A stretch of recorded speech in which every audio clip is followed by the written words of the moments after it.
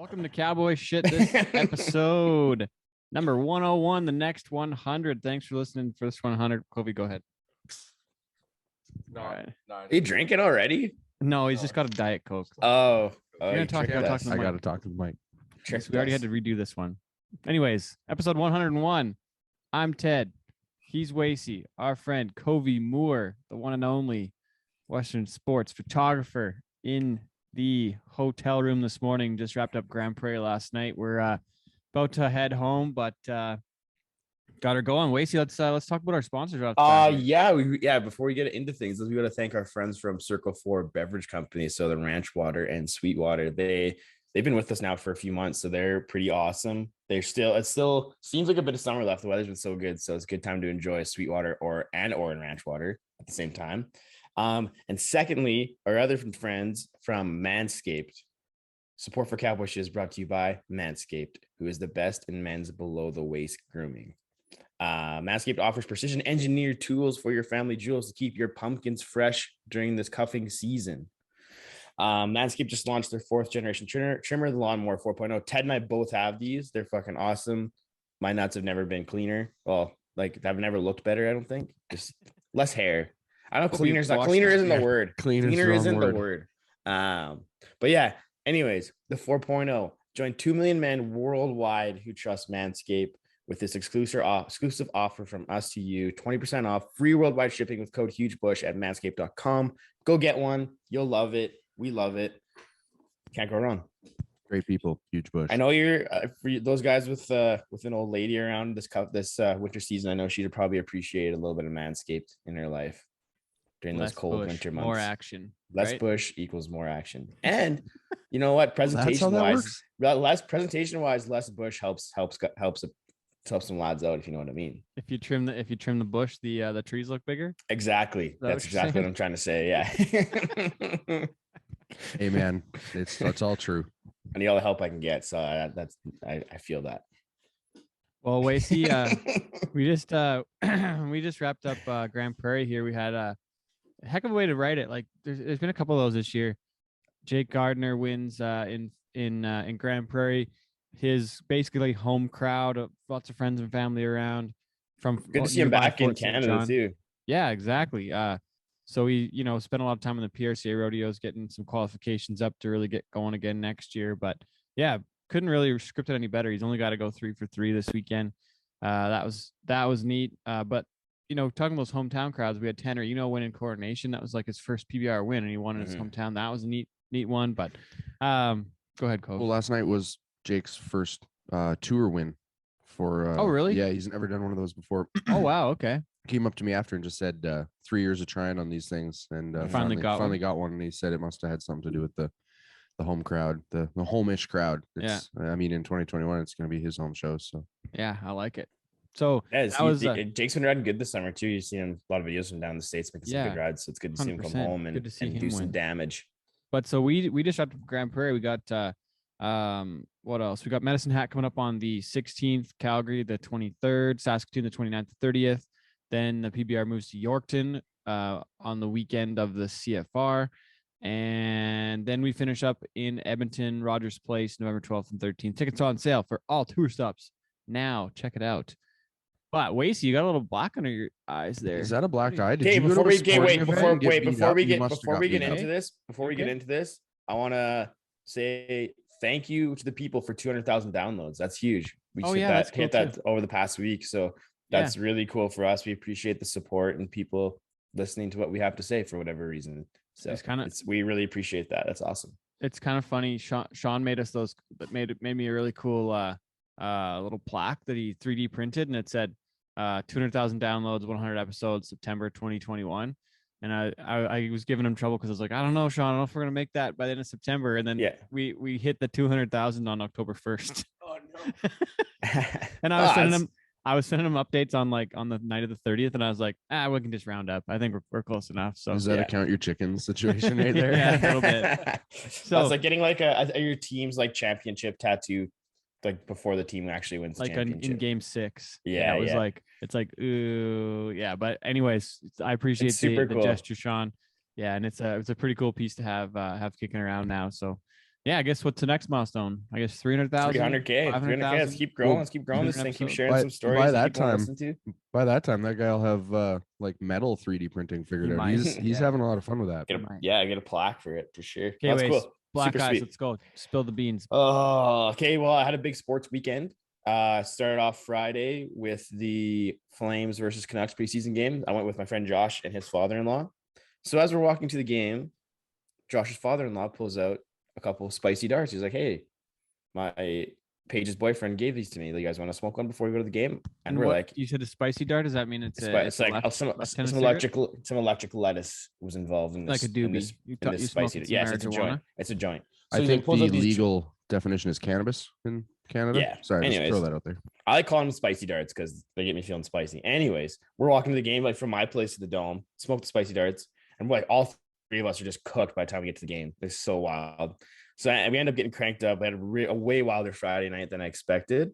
So then also the Rough Riders were in town. So a bunch of like 14 of us got tickets to the game. So yesterday we got our acts together, got rid of the hangovers that we need to get rid of, and then went down to Pazzer, Saskatchewan pub for a pregame before the game.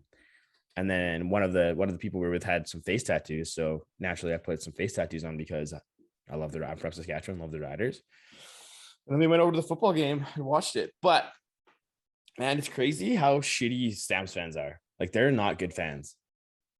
I like legit, like it's a shitty stadium and shitty fans. Like, there's no noise. Like, they're just like, everybody's just so like meh. But there's no energy at all. Like when I went to the Rider game in Regina, so Labor Day Classic, there was 30,000 people there, like going, but you could feel the energy and like how excited people were, and the people were actually cheering. There's actually some enthusiasm behind it. Like, and we sat like in the lower sections of McMahon, and it was just completely dead, like nothing, like no fun.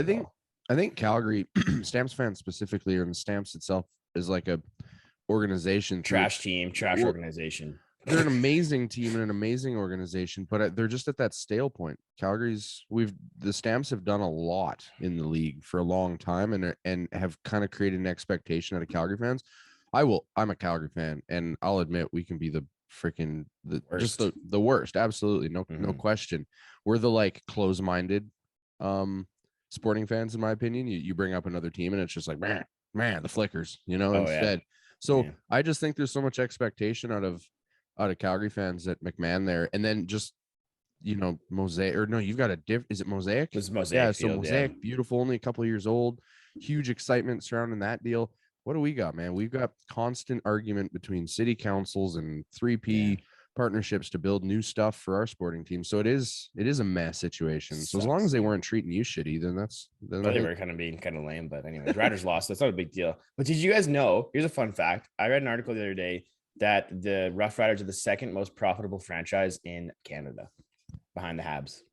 I think we might have talked about that. Yeah, that was another conversation, but it's pretty cool though. It's pretty neat that like a small CFL team in Saskatchewan. I'm surprised it's not the Leafs though.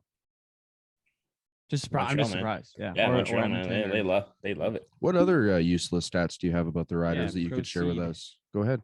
How busy was Pazzers?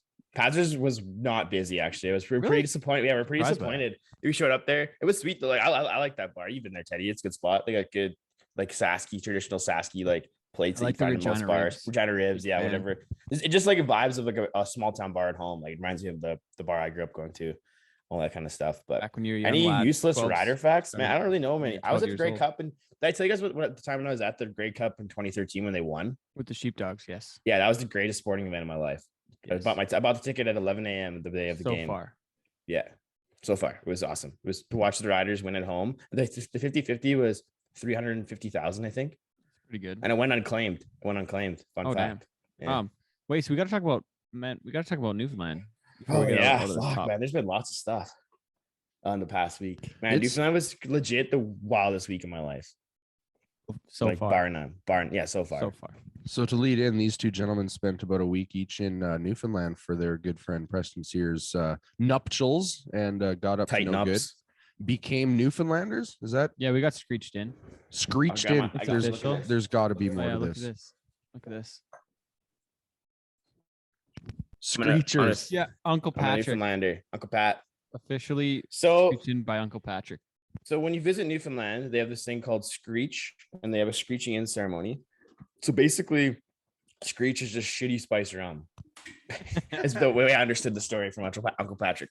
But anyway, so the process, you have to eat a piece of Newfoundland steak, which is just bologna, and then you have to eat a little candy that's like, I think it's like a mint, like they call it nubs or nibs or something, and then you have to do a shot of Screech, and then you have to recite a sentence in like a Newfoundland accent, and then you have to kiss a codfish. Remember what the line was? I think Or it's are you not allowed to say it? Is it like part of the Screeching that you can't? I don't know. Club. There's nothing here that says you can't do it. You can't. He's checking the legalities towards what he can do. Man, I'm gonna hang this by my degree. This thing's fucking sweet. I'm an honorary Newfoundlander. I had so much fun in Newfoundland, man. It was great. I forget what it was, but it was something. It's like so the guy asked you, it's like it's like cock is an old friend apparently. Is you a screecher? Yes, I is, me old cock. And may your I can't remember the last part and of that. Long may your big jib draw. Yeah, exactly. Yeah, it's basically like supposed to make you say like cock and jig and a bunch of stupid shit and big jib. Yeah, it's pretty good. But everybody fucks it up at least 3 times. But then Uncle Patrick explained where that part came from. Is because a lot of the people who came to Newfoundland came from Cockney, and that's how you'd refer to like someone from Cockney, like you're an old cock. But man, Newfoundland's crazy. They have crazy names for everything. Like they have Dildo, they have Conception Bay, they have Cuckold Cove. I saw that on one of the maps when I was out hiking. Cuckold Cove? Yeah, they legit have one. Like it's just it's just north of like St. John's. It's crazy. Is it like the cove that just gets to sit and watch, or I have no idea. Apparently, like one of the guys said it's like, well, these were all named before people knew what they were, and I was like, yeah, right, dude. The people naming this shit, like they knew. They knew. They're fucking with you from the past. Yeah, no shit. But it was cool, man. We got to stay right in the St. John's Harbor, so we had to see the Navy was in town for a couple of days. Got to see a submarine come in. It was very have the military. We do. I think we saw the entirety of the Canadian Navy was in St. John's when we were there. There was one supply ship, two battleships, and a submarine. That's the Canadian Navy right there. It was all there. We like to partner with people. All of it. It's okay to be small. But that was really cool to see. We went to the furthest most east point of North America called Cape Spear, just kind of just east of St. John's, and we went there during the tropical storm, so it was like 80 to 90 kilometer an hour winds and like constantly. Like did the time blow you over? Did you feel like, oh man, it's crazy, dude. Like you think that wind living in like southern Alberta, like we get like Chinooks and like Lethbridge is windy as fuck, but like you have no idea what wind is until you've experienced like off the sea like that. It's crazy. It's like it was luckily blowing us the right way, so we didn't get blown off the cliff. But yeah, it's pretty cool to see. Like there's like 30 foot waves, so seeing the ocean angry was really neat. But for the most part, the weather was great. Like the whole time we were there, like never had any shitty weather. The partying is insane. Like both bars last calls the last call at Preston's wedding was 2:45 a.m. So like it's just a whole nother planet out there when it comes to partying, dude. So which one wins then for geographical traditions? Getting screeched in Newfoundland or getting laid in Hawaii? Getting screeched in Newfoundland. Have you been to Hawaii yet? Never been to Hawaii, but Newfoundland is just good. I fit in really well with the people in Newfoundland. They're my kind of people. When are you going back? And are you in love? Yeah, did you find a lady love on the trip? No. I made a friend along the way, but I wouldn't call it love. Yeah, a friend. Okay. That's all I'm gonna say, boys. That's all I'm gonna say. Will she be on the upcoming episode of The Bachelor? Yeah. Oh, fuck. Do we need to zoom her in? I forgot about that. The Bachelor? That I agreed to that. You did. Wasn't there a deadline? Wasn't there some sort of like if I don't have something? If I'm not dating somebody, like basically come January or end of January, I gotta do it again. I dig it. October, November, December. Yeah, it's a 3 months waste. I don't have much time, boys. Would we be bad friends to Wasey or good friends to the podcast if we cockblocked them for the next 3.5 months? I don't want to be that guy. No, that's anything. I mean, and like, I don't foresee myself dating somebody that like in the next. Because there's like I don't have any prospect. I'm not really like seriously seeing anybody, and I'm so busy that searching for a girlfriend in this economy is just not. It's a hard thing to do. I love the economy comment. That's cool. In this economy. I gotta say too, Storm and I had a great time in Newfoundland. We saw a lot of neat stuff. You guys did. Yeah, we made a lot of miles. We went over to Grossmore and went over to Leanne Leanne Meadows, I think, somewhere like way up north by like St. Anthony. It's like the furthest north. In Newfoundland. Yeah, furthest northwest point in Newfoundland. It was like a 12-hour drive from St. John's. Whatever. There's a Viking settlement there from like 1,000 years ago. That's the first. That's like the first contact. Yeah, one of the first from. Yeah, it's pretty neat. It was neat. That's so cool. That's cool stuff. Beautiful. Yeah, you can see the mantle of the earth in Grossmore. Yeah, the mantle. The mantle. We walked all through. It looks like Mars. It was it's kind of cool. Yeah, that's and we had some really nice meals in a couple fishing villages. There was one over there that was like, I think it was called Trout River, and I had halibut cheeks, and I thought that they were supposed to be better than they were. They were real stringy. I don't know if they were supposed to be like that, if they cooked them wrong, or what. I had cod tongue. Isn't the cheek supposed to be delicacy? It's supposed to be really good, but it was really stringy. So I don't know if they cooked it really wrong popular. Or if it wasn't right. But the best meal we had out there was one at there was this Nettie's Harbor Inn. They had a black spruce restaurant upstairs, and they had breakfast. I had like sourdough pancakes for breakfast 2 mornings there. It was awesome. Then we had a really nice Alberta beefsteak. The one night actually. Storm got, I had to ask him because we were in Newfoundland. I was like, where do you get your beef from? They're like, oh, it's Alberta beef. And he was all pumped about it. And I was like, fuck yeah, I'll take a steak out here then. Sure. Trying to have some nice meals and take the food. The food was good. The food was good over there, man. It was awesome. The best meal we had was fried cod, like pan fried cod, like way up in by St. Anthony. That was the best meal I had. We're up there, I think. Circle, you look like you're thinking fish. There's did I tell you guys what the one? So we went to this one brewery called Kitty Vitty, which is just a little like kind of a little like trendy area of St. John's, like it's a little like fishing inlet, and they have this beer. It's called Iceberg, and they get it. There's only one guy in the world who's licensed to harvest like iceberg ice. So he goes out during iceberg season, harvests a bunch of ice water, and brings it back to this brewery, and they make a beer with it. And like the water's so pure from the icebergs, they have to add stuff to it. So like the beer like sticks to whatever, like it's like there's like it's parts per million of like minerals in it is so low. They have to add minerals to it for like the beer to actually get made. But man, it is one of the best beers I've ever had. They call it an Iceberg Beer from Kitty Vitty. It comes in a blue bottle. It is so like fresh. It's awesome. I drank a ton of those when we were over there. This iceberg hunting stuff is new to me. That sounds like I want to meet this guy. Yeah, it's literally just like one guy from St. John's who's like, and it's like 20,000-year-old ice that they're getting. Is he just like mad extreme? Like, you know, we've seen those photos of like Newfoundland towns when there's a friggin' like skyscraper sized iceberg just rolling past the towns out there. So like, does this guy just get real excited? Like, I think he has like swim out, like climb on it, chip some shit. Like, he has a boat with like I think he has like some kind of like arm on it that he can like just like break off chunks of ice and then put it on. Yeah, it's pretty neat. Yeah. Holy. So that's part of the story. We went to Kitty Vitty, which was awesome. So that was a cool highlight. The history there is so neat in St. John's, like because they didn't join Confederation in Canada until 1949, but there had been people there since like the mid 1800s. Like they've been like an independent nation for so long. And it was pretty cool. That too, when you count the Vikings. Yeah, well, and the Native American population as well, people that lived there. The Inuit people. Too. Yeah, there's so many people. Yeah, it's pretty cool. It was really neat. We better wrap up the first half. Anything else? We'll call it good. No. If you ever get a chance, go to Newfoundland. Check it out. It's a great spot. Who's your interview today? Keith Ryan Cartwright. Oh, yeah. Hell yeah. Yeah, coming up next. Keith Ryan Cartwright. He is a Nickelback fan. This is episode 101. Cowboy Shit with Ted and Wasey. I'm Ted. He's Wasey. Our friend Kobe Moore joining us today. We'll be back with Keith Ryan Cartwright after this.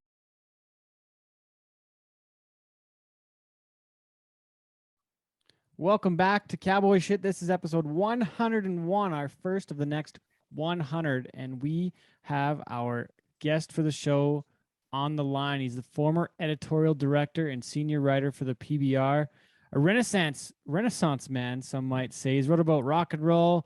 He was a movie critic, a entertainment writer, and he's the author of a new book, The Black Cowboys of Rodeo, Unsung Heroes from Harlem to Hollywood in the American West. Coming to us from just outside Nashville, Tennessee, my friend Keith Ryan Cartwright. Thanks for joining us today. Thank you for having me. Hey, so I was looking at your bio here, and you've interviewed 3 different Whites: Betty White, Jack White, and Mike White, and the White Stripes. So 4, you could say. That's quite a interesting set. You've got entertainment, music, bull riding, and another. And another band. I thought that was kind of funny, from 3 folks with a different last name, White. You've interviewed a lot of interesting folks in your travels. Yeah, Yeah. I a couple of those are pretty interesting. Real quick, the first time I ever interviewed Mike White, I knew and I committed to. I was brand new. I wasn't overly familiar with people, especially on site, And so the first time I interviewed Mike, rather than just say Mike and leave it at that, I slipped and I referred to him as Mike Lee. Ooh, you wouldn't like that either. Yeah, that was listeners who are familiar with the PBR will get the humor in that. But yeah, I called him Mike Lee the first time, but Mike White and I got along great. He was a great interview. But I don't know. So Betty White was interesting as well. I was writing and producing television shows, and at the time we were doing a lot of the countdown shows for CMT. So 20 sexy Southern men, 20 sexy Southern women, 20 sexy videos, 20 greatest moments of Shania Twain, 20 greatest moments of Hank Williams Jr. I could count to 20. Okay. I absolutely can count to 20. And, but we were shooting one of those shows. I don't remember which one. And another producer called up. They knew we were going to be in LA shooting interviews, and they were working on a countdown of comedies that would appeal to the country, the CMT country audience. And Betty White was coming in. They needed to get an interview with her, and they knew I was going to be set up doing interviews. And they said, "Would you mind interviewing Betty White?" I said, absolutely. And so Betty comes, and we had a green room next to a room that we shot in, and they're just hotel rooms at the Roosevelt Hotel on Hollywood Boulevard in Hollywood. And she's in the green room. She's very friendly. And her and I go to walk next door to the next room where we're going to do the interview. And as soon as we get in the door, she stopped, and she kind of had her hand on my shoulder, and she said, "Oh, you've never filmed an old lady before." And I said, "Excuse me?" And she goes, "Do you know how I know you've never filmed an old lady before?" And I said, "What?" No idea. I'm thinking like some kind of humor is going to come out. And she said, "Look at where you got that fill light pointed." She said, "You got the lights all fucked up for an old person like me." She said, "You turn that floodlight on, it's going to shoot from behind my head through my hair and make me look like I'm bald." And then she just walked across the room and started moving all the lights around and said, this is how I like my lights." Oh, wow. That's pretty damn cool. She knows. That's a light story. Oh, dang. Okay, then it's Jack White. And it wasn't Jack White. Jack White's part of the White Stripes. It's him and his sister. Is he? Yeah, it's him and his sister. Okay. Oh, that's right. But Yeah. he was another band too, wasn't he? The Raconteurs. They only had I think they're one hit wonder. Okay. They kind of were. Yeah.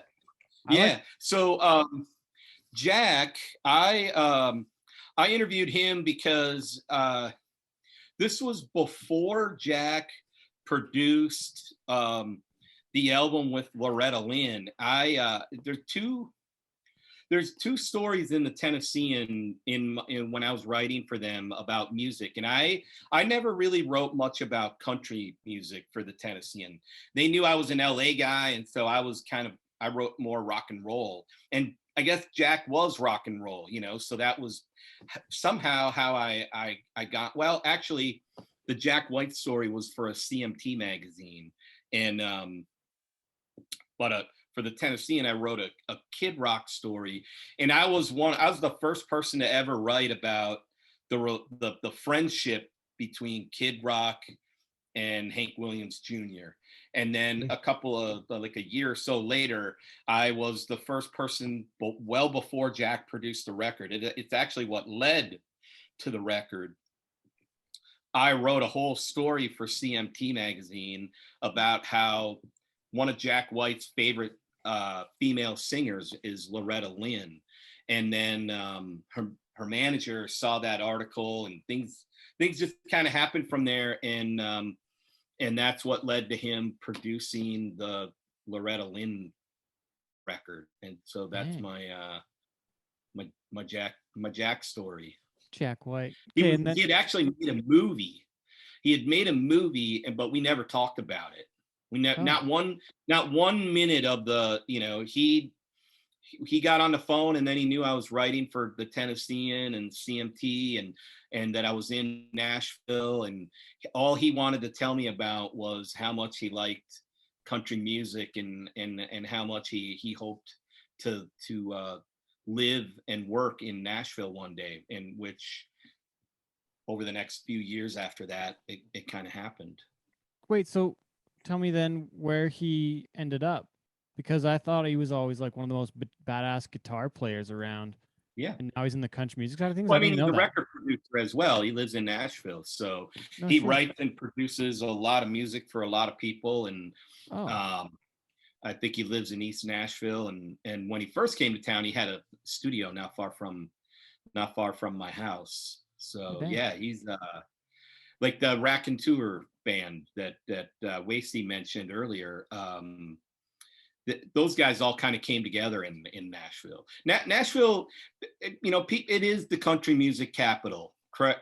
There's no doubt about it. But people forget the actual nickname is Music City, USA, not Country Music City, USA. It's Music City, USA. So Nashville's where Dylan went electric.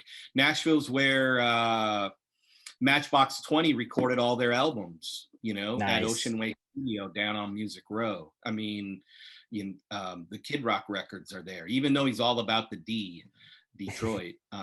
He was influenced and inspired by Nashville. The Beatles. Now, this isn't really Nashville, but they loved Nashville.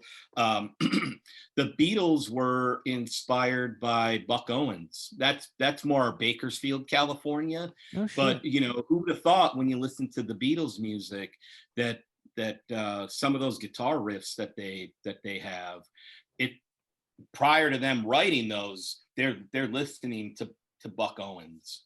Dang. Okay, I got a question. You can take it however you'd like to.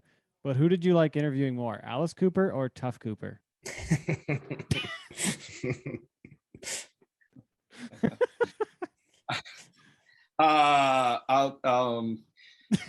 Yeah. Okay, that's gonna be my guess. I don't know. Like, I know that. I'm just gonna venture a guess that Tough Cooper probably doesn't give a shit about our podcast, but I feel like that guy is full of shit sometimes. Just gonna lay it out there.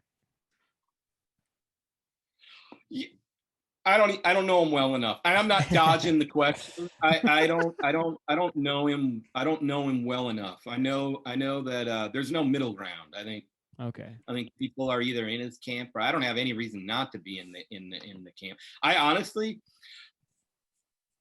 I only have a vague recollection of talking to him, of the interview. I don't remember what I wrote. I don't remember why I wasn't memorable, but I know I spoke to him.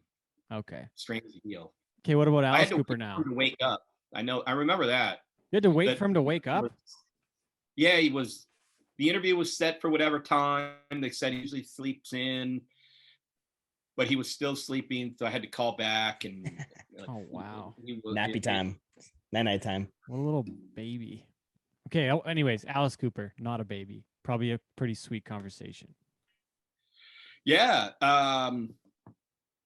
We talked about golf. We talked about how just his staying power, how even his genre of music has kind of waned, and yet he's found a way to always remain sort of relevant, like I guess if you are fortunate enough to reach some sort of legendary status, you can sort of ride those waves and not really fall down in the valley off the wave.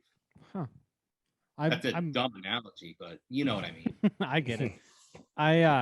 Man, I have so many questions about this list of these different interviews. I think the only person that we've both talked to so far, because I've talked to nobody cool so far. Wasting out. Like we've talked to a few cool people. Like I don't want to. He's a cool guy. Come on, man. Yeah, no, I'm not saying Keith's not cool. I'm just saying like Keith has this insane list of people he's talked to. Like just couple names.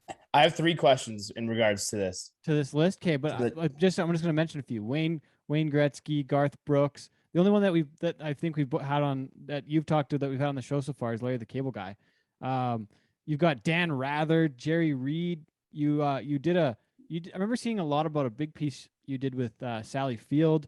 What do I got here? Kevin Bacon, Kevin Costner, Tommy Chong. Yeah, Canadian band Emerson Drive. I can't read my own writing here now. Terry Bradshaw. Yeah. But holy shit, Trevor Brazil, Ty Murray. I think it's kind of crazy. But I got a couple things, but let's go back. Let's go to Wasey first here. What do you? All right. When it comes to the music side of things, like who has been your favorite interview from that list so far? I don't. It's really hard to say just a favorite. I know that Ted mentioned Sally Field, and when you get done interviewing Sally Field, and she says she's going to remember I'm going to remember our conversation because great journalists are rare and great conversations are rare, and you're one of those. That's not exactly how she said it. Pretty close. That kind of stays with you. Interviewing Hank Jr. and having him talk about the broken relationship he had with his kids, most notably Hank the Third, and have him tear up and cry during the conversation. I mean, that obviously stands out. It's powerful stuff. Yeah. This really probably is out of your purview or what have you, but Ronnie James Dio for the band Dio, back when there was Black Sabbath and Iron Maiden and Dio and all those, so here's Ronnie James Dio, and my tape recorder. It wasn't a digital recorder. It had it held a little cassette, but it was handheld, and it died in the middle of the interview. Oh no. No. And he said, do you need batteries? I said, it can't be the batteries. I put at the beginning of an interview, I would always put brand new batteries in because I never wanted that to happen. It stopped. And he had a bag with him, and in that bag was a little mini toolkit.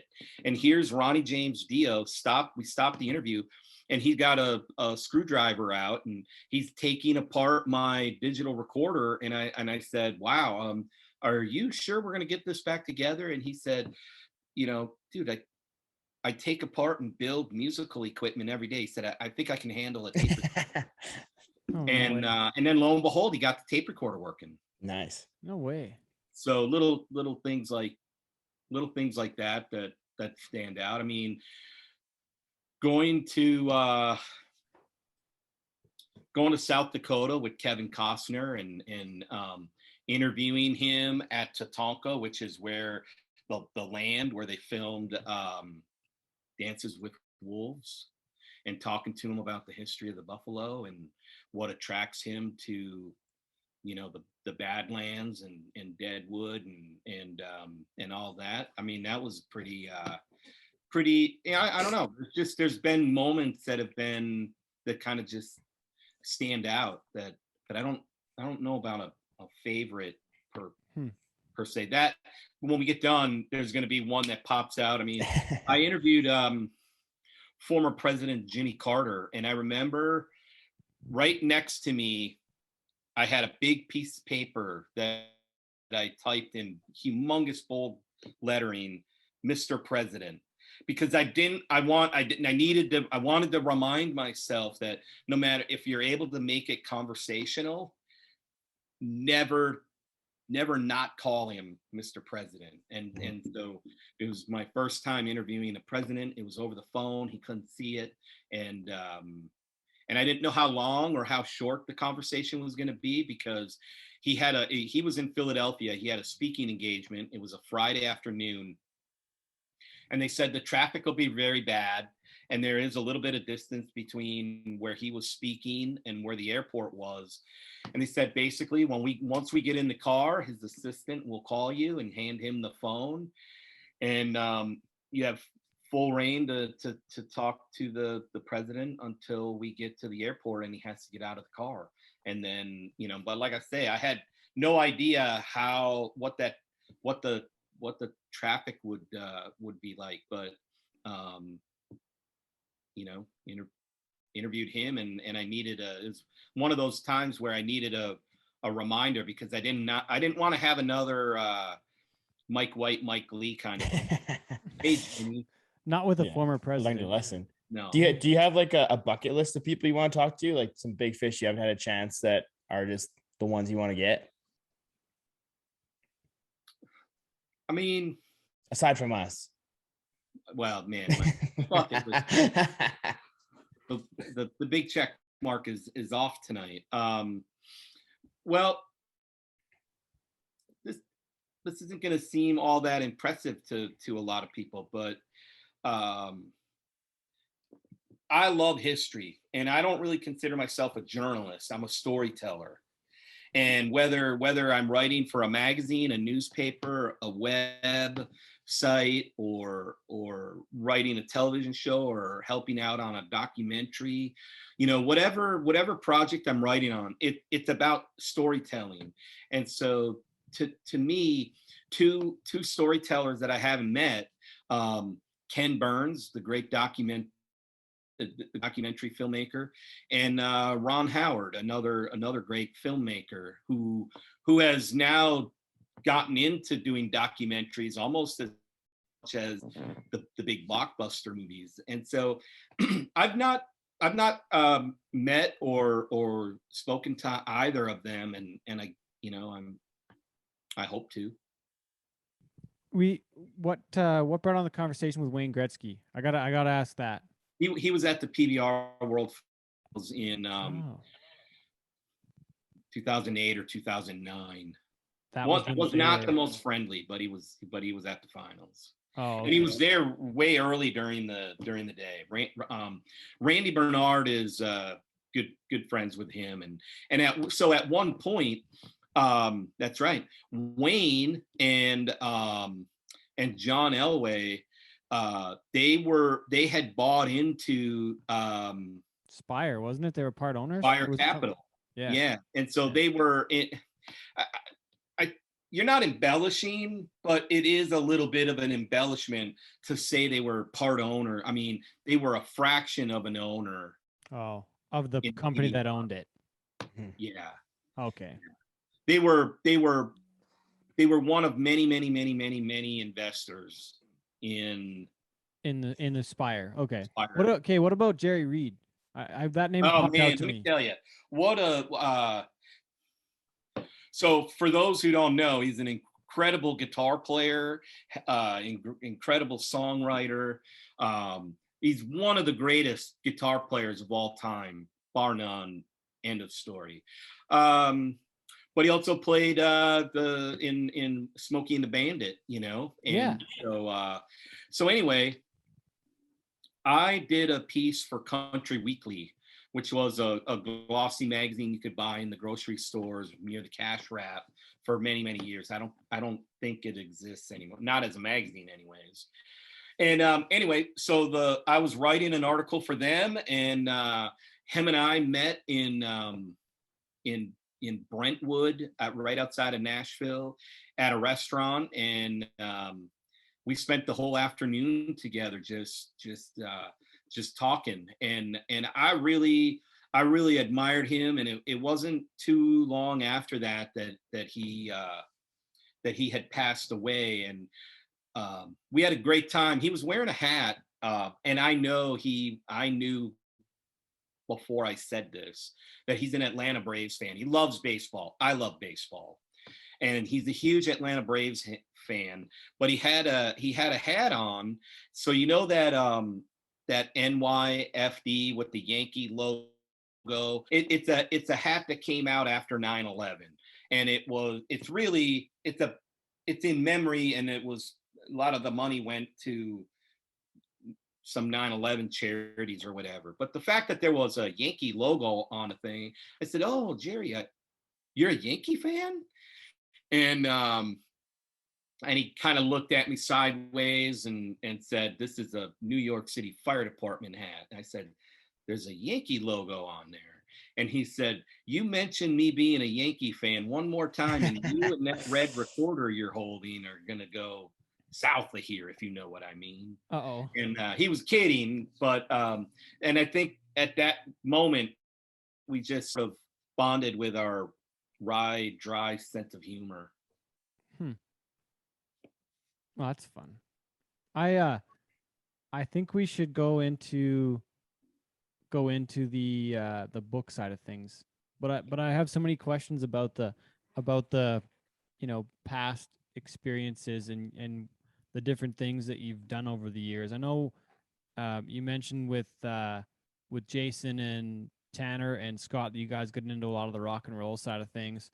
But you sent me your book back in like April. I got the April draft. I don't know when we even talked about confirming the show. We talked about doing it a while ago, and I'm sorry we didn't get to do it till now. But I like the timing of this, where we're a couple weeks out from before when you put the book out. But Yeah. Grace and I both put a lot of time into reading and going through your new book, and I've loved it so far, Keith. I haven't got through the entire thing. I wanted to get it all the way done. I wish I would have started a long time ago and read it one story at a time. But I got a ton of the way through it, and I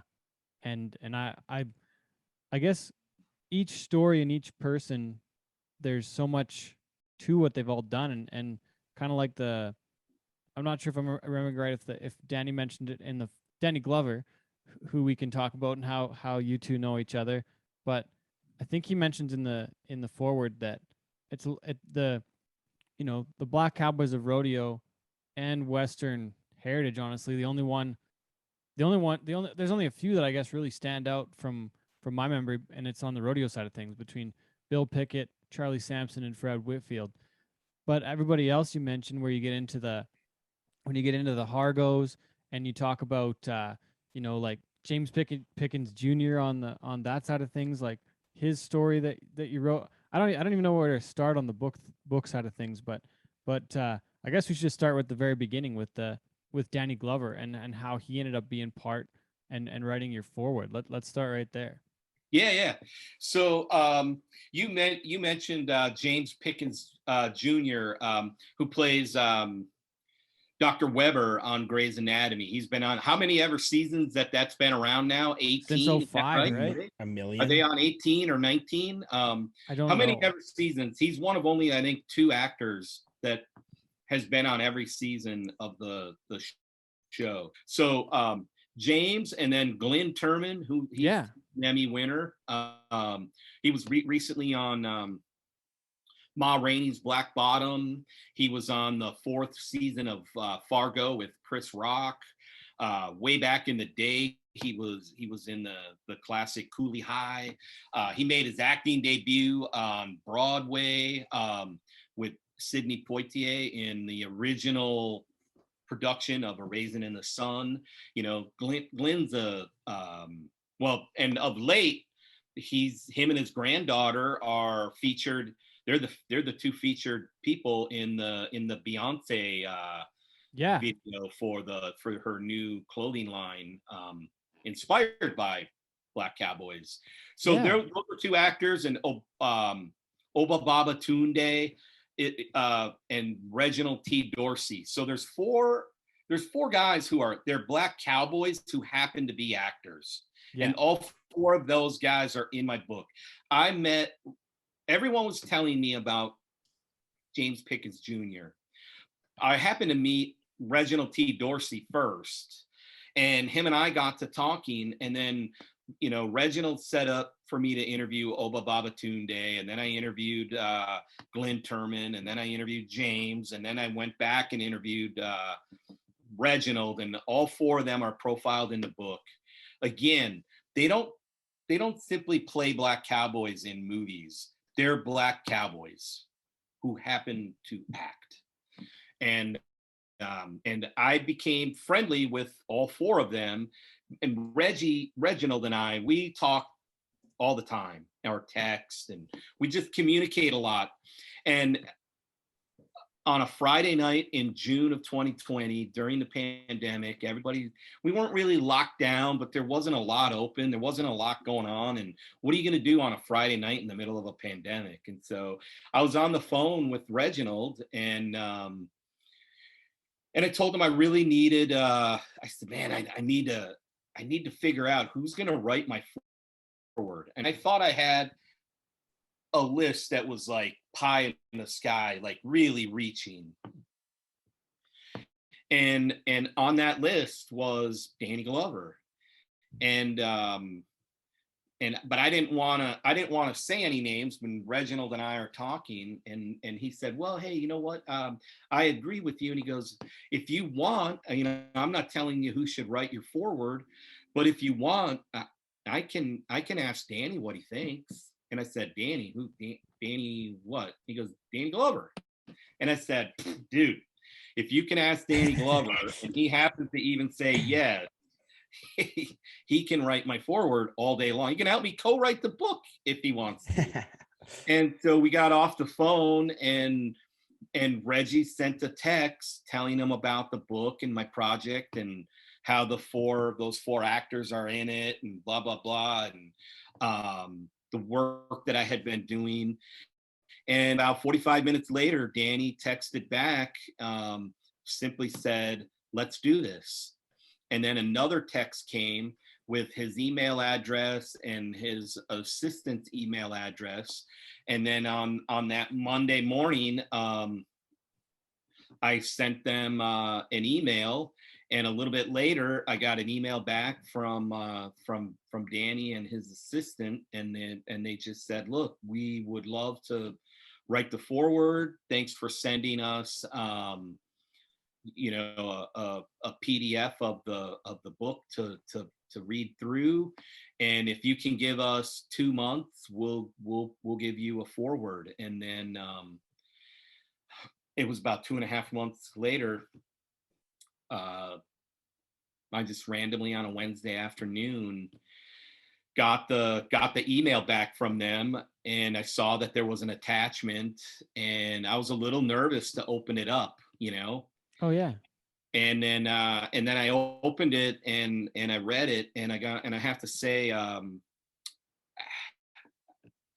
mean, it's this book that is now, you know, I spent 3.5 years putting everything I had into research and writing and whatnot, and then for Danny to write what he wrote. And when people read it, there's a lot of times when a celebrity writes a foreword, all you really get is their name on the cover. And I say all like it's nothing, like that's gonna sell books, right? I got a name on the cover, and when you read it, dude put his heart into it. Oh yeah, 100%. There's real information. There's real research. And there's been to these events. References to my book. Like he really read my book, and he wrote, what he wrote sets up the book. Like when you get done reading his foreword, you are now really ready. There's stuff that he put in that I didn't have to do in my introduction. And it was real, man. And and it's Danny Glover from Lethal Weapon. Yeah, the Danny Glover. And he was Dietz on Dietz from Lonesome Dove. Yeah, best cowboy movie ever. You know, and he did that for me. I'm the beneficiary. He really did it for Reginald and also knowing Glenn, Oba, and James are part, you know, those guys being in my book is what led to him saying, I'll do it. But he ultimately did it for me. I'm the beneficiary of what he did. And I don't know how you pay that back. And with Danny, he wouldn't, like, you technically wouldn't consider him a black cowboy that no, that was an actor. He's an actor that likes our cowboy shit too. He appreciates the history, and he understands the history, and he's a historian, and he there's a movie, one of his movies is Buffalo Soldiers, and the Buffalo Soldiers sort of predate leading into black cowboys of the Old West. You know, they were the black soldiers during the Civil War, and so he got that movie made. You know, like, so when it comes to that history, he's working hard to make sure it's known, and then, you know, to know that I put the effort I put into it. He supported me even though he didn't know me. And I am well aware that even with all the effort I put into this book and what it will represent once it's out, without those friendships, I don't get Danny Glover. But just, I mean, that's a fact. And it's not because I don't have him because because I wrote a what some people might call a great book, or some people might say it's a good book, or whatever, you know. It's because of those friendships that he even picked the book up. But once he picked it up, he saw what I did, and then he wrote that forward. And it sounds like I'm making a big deal about the forward, but it is a big deal. Yeah, it is a big deal. For many reasons. For many reasons. There's bookstores that are gonna when you're walking through the aisle, and some of them you see the spine, and some you see the front. My book in many bookstores with the name Danny Glover on it, they're going to turn it forward. Mm-hmm. You're going to see this walking through, you know, and it's because of that name, you know. And it shows to me when I read his forward, it showed to me that it's a piece he's passionate about, and I'm not sure if you mentioned it now or if it's in one of the many stories, but he's been to the Bill Pickett rodeos and he's been a part of these events. Like, it's something that he might, you know, Danny Glover might not be a cowboy, but he's played them in the movies, and he's, you know, he might not be as authentic on the cowboy side of things as the other people in the book, the cowboys in the book, but it's a passion for him. It seems like it's a passion for him in what I read and what he wrote. He may not be a cowboy in the sense of the two ways in which we identify cowboys, a working cowboy or a rodeo cowboy. So he's not going to rodeo per se. He's been in the grand entry many, many times for the Bill Pickett. Many times he's been the grand marshal for the grand entry.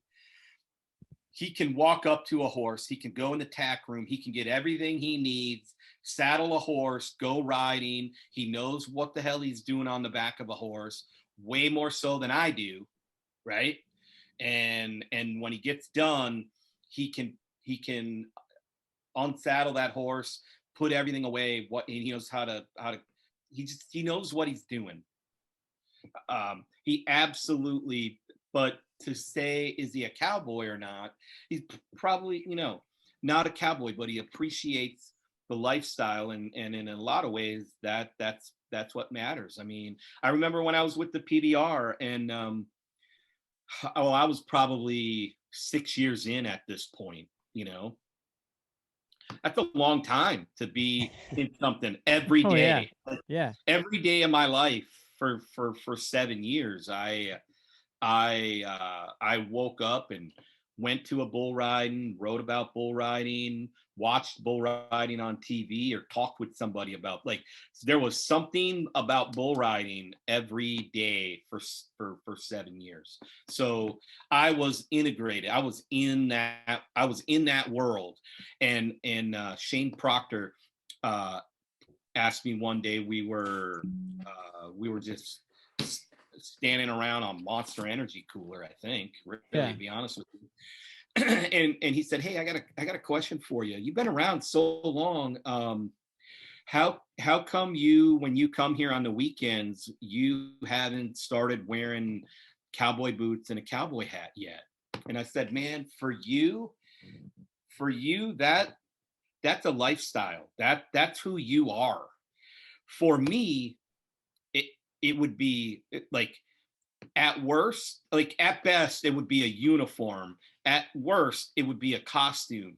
In any way of that, the reverence I have for what that means to wear, and the appreciation and the understanding I have, I don't want to be in a uniform or a costume at an event, because I'm going to lose the respect that you have when you talk to me." And he put his hand out. I mean, I knew this guy.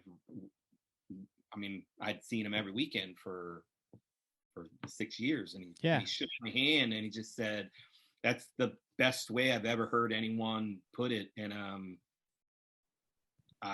he goes, "If you ever wanted to wear a hat, you've earned the right to wear a hat, but you've also earned the right to understand why you're not." He goes, "The fact that you understand why you're not, and that's the principle you believe in, I can respect that."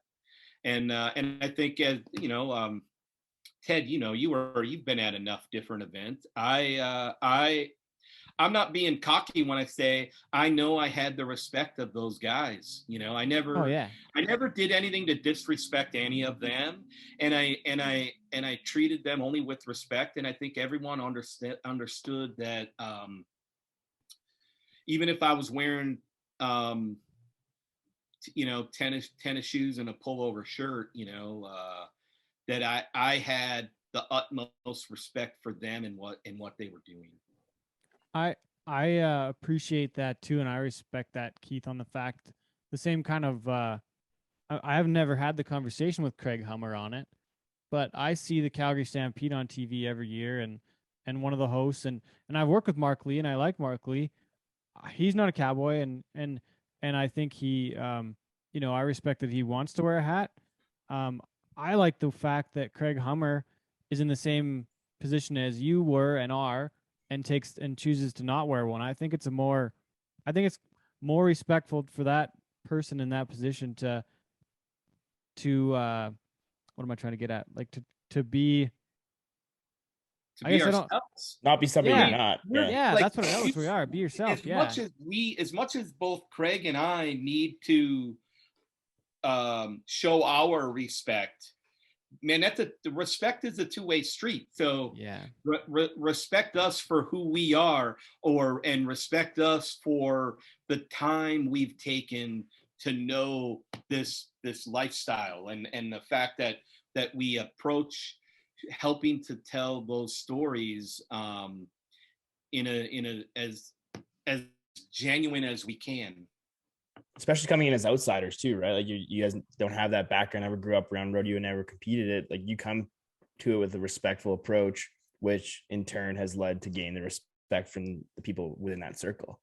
Yeah. I mean, that's why not a week goes by that I'm not on the phone talking to somebody, whether I'm not there every week anymore. Right. But I still talk with, Cody Lambert and Ty Murray or Justin McBride, and I'll call and shoot the shit with Jim Sharp once in a while. Once a year I keep in touch with Cody Lostro. There's a number of guys. Luke Snyder and I'll send text messages back and forth. There's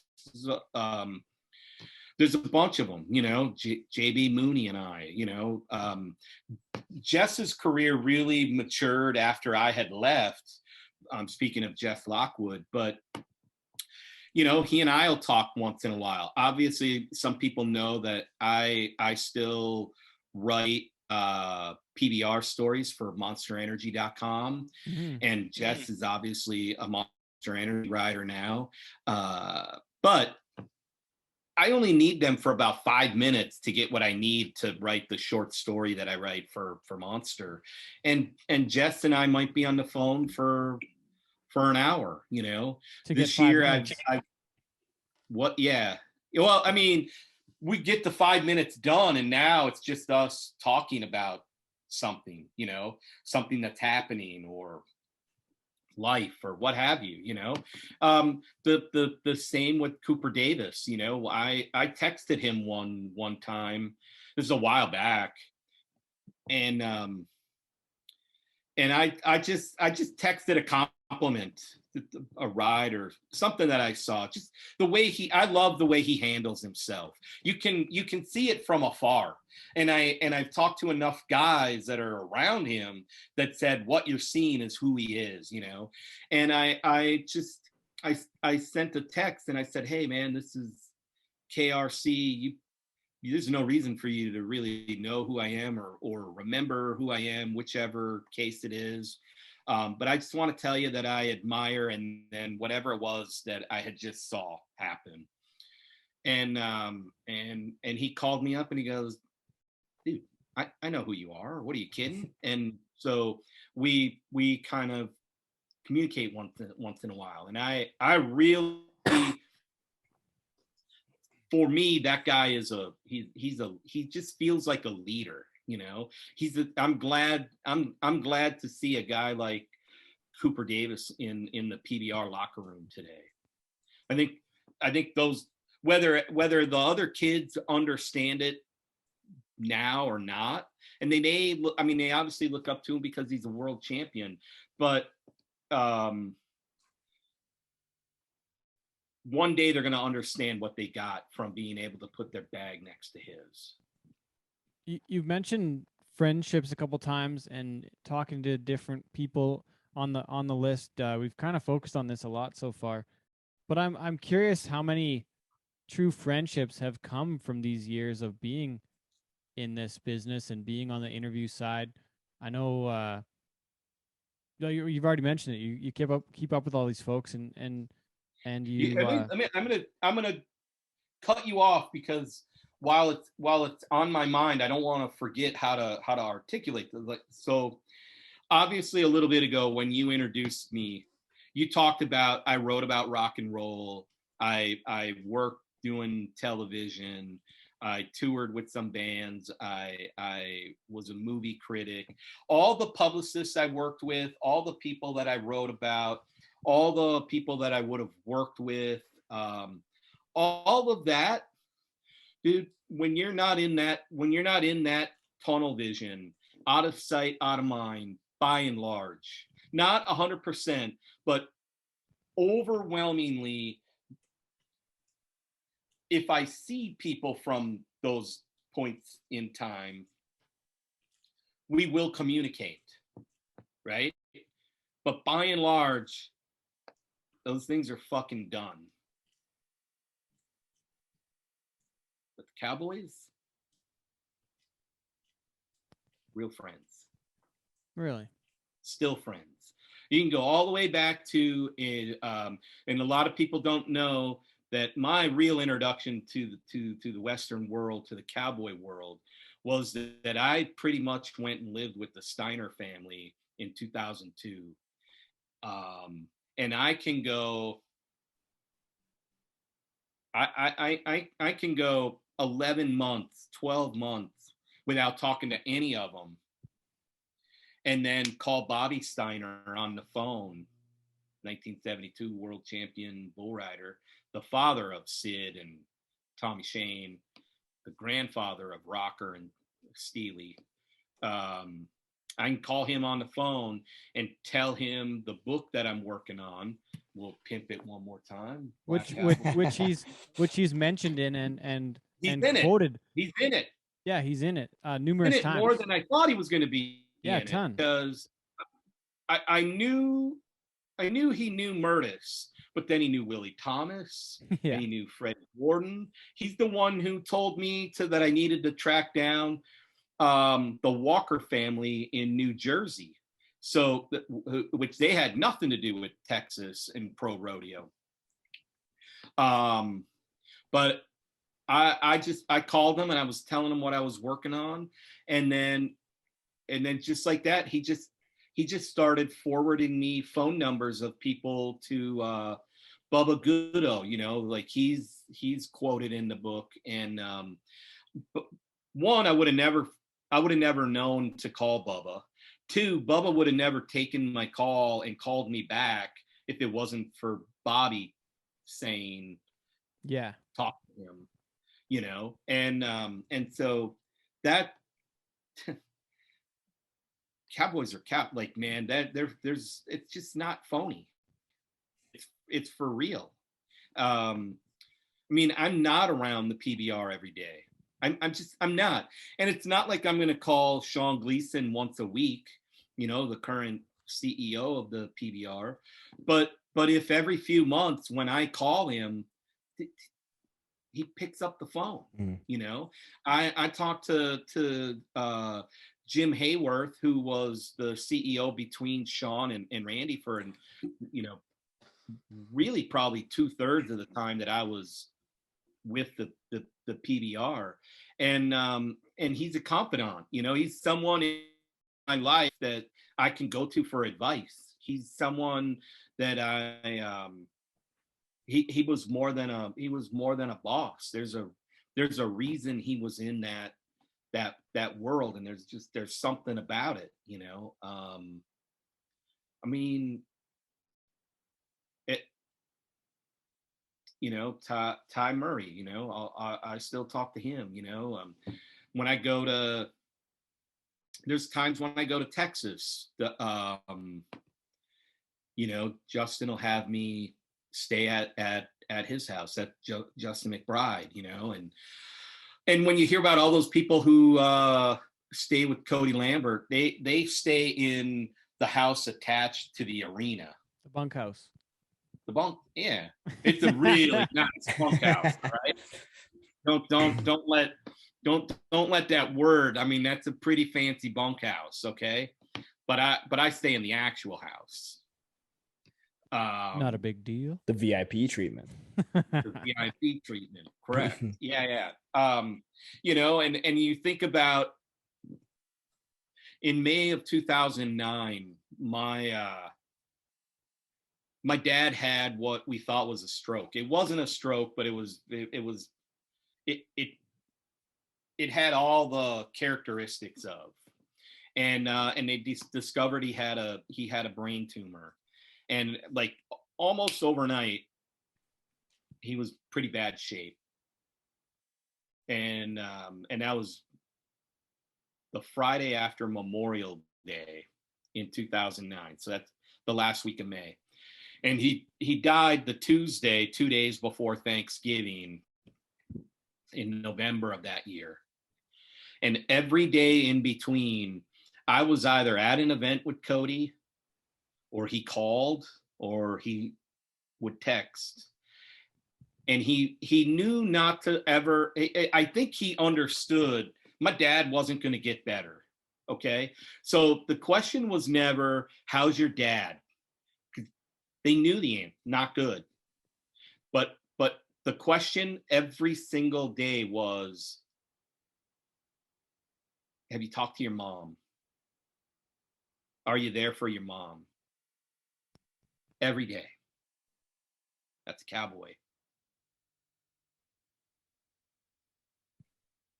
He I don't know Cody very well, but my experience of him has been very it's been interesting. I remember having a time I was in Anaheim or somewhere, maybe it was Ontario, California, and I was there, and there's a bunch of Canadian folks around with us, and I was trying to get a pass because I was like 20 or something, and you know, I wasn't good enough to be there yet, and thought I might have had a chance someday. But I actually earlier in the year knew where his first vest was, like his the first bull riding protective vest. Like it actually somehow ended up in Canada. So it was up there for a while, and it was with a guy that was actually judging at the event that weekend. His name was Chad Piggin. So I worked for Chad and lived at Chad's house in the summertime. And so I was going to school in Vegas, just had left. It was fall. It was August, September. It was pretty early on. But I was trying to get a pass, and I was with Aaron Roy, and Aaron took me to the production room or whatever, and Cody was there. And Aaron was like, "Hey, can you get Ted a pass?" And he's like, "Who's this guy? Why should we give him a credential? Like, what's he gonna be what's he doing here?" And he's like, "Oh, just with me for the weekend. We're all from up there, and he's going to school in Vegas and whatnot." And Cody wasn't having it. He wasn't going to give me any kind of pass to go and hang out at the PBR. And so I piped up and I was like, "Well, Cody, I know where your first vest is." And he's like, "What? Really?" Like he was kind of baffled. He's like, "What? Really?" It's like, "Yeah, it's with Pig." And he told I saw it the other day. I was at the house. He's like, "Well, okay, well then I'll give you a pass." So so then I got to hang out. And then there was another time where I told him at the World Finals, and I don't know if he knows who I am or not. Still, we've had a couple conversations, but we got the things going with Pro Bull Stats and with the videos attached to each out, so a guy could watch a bull.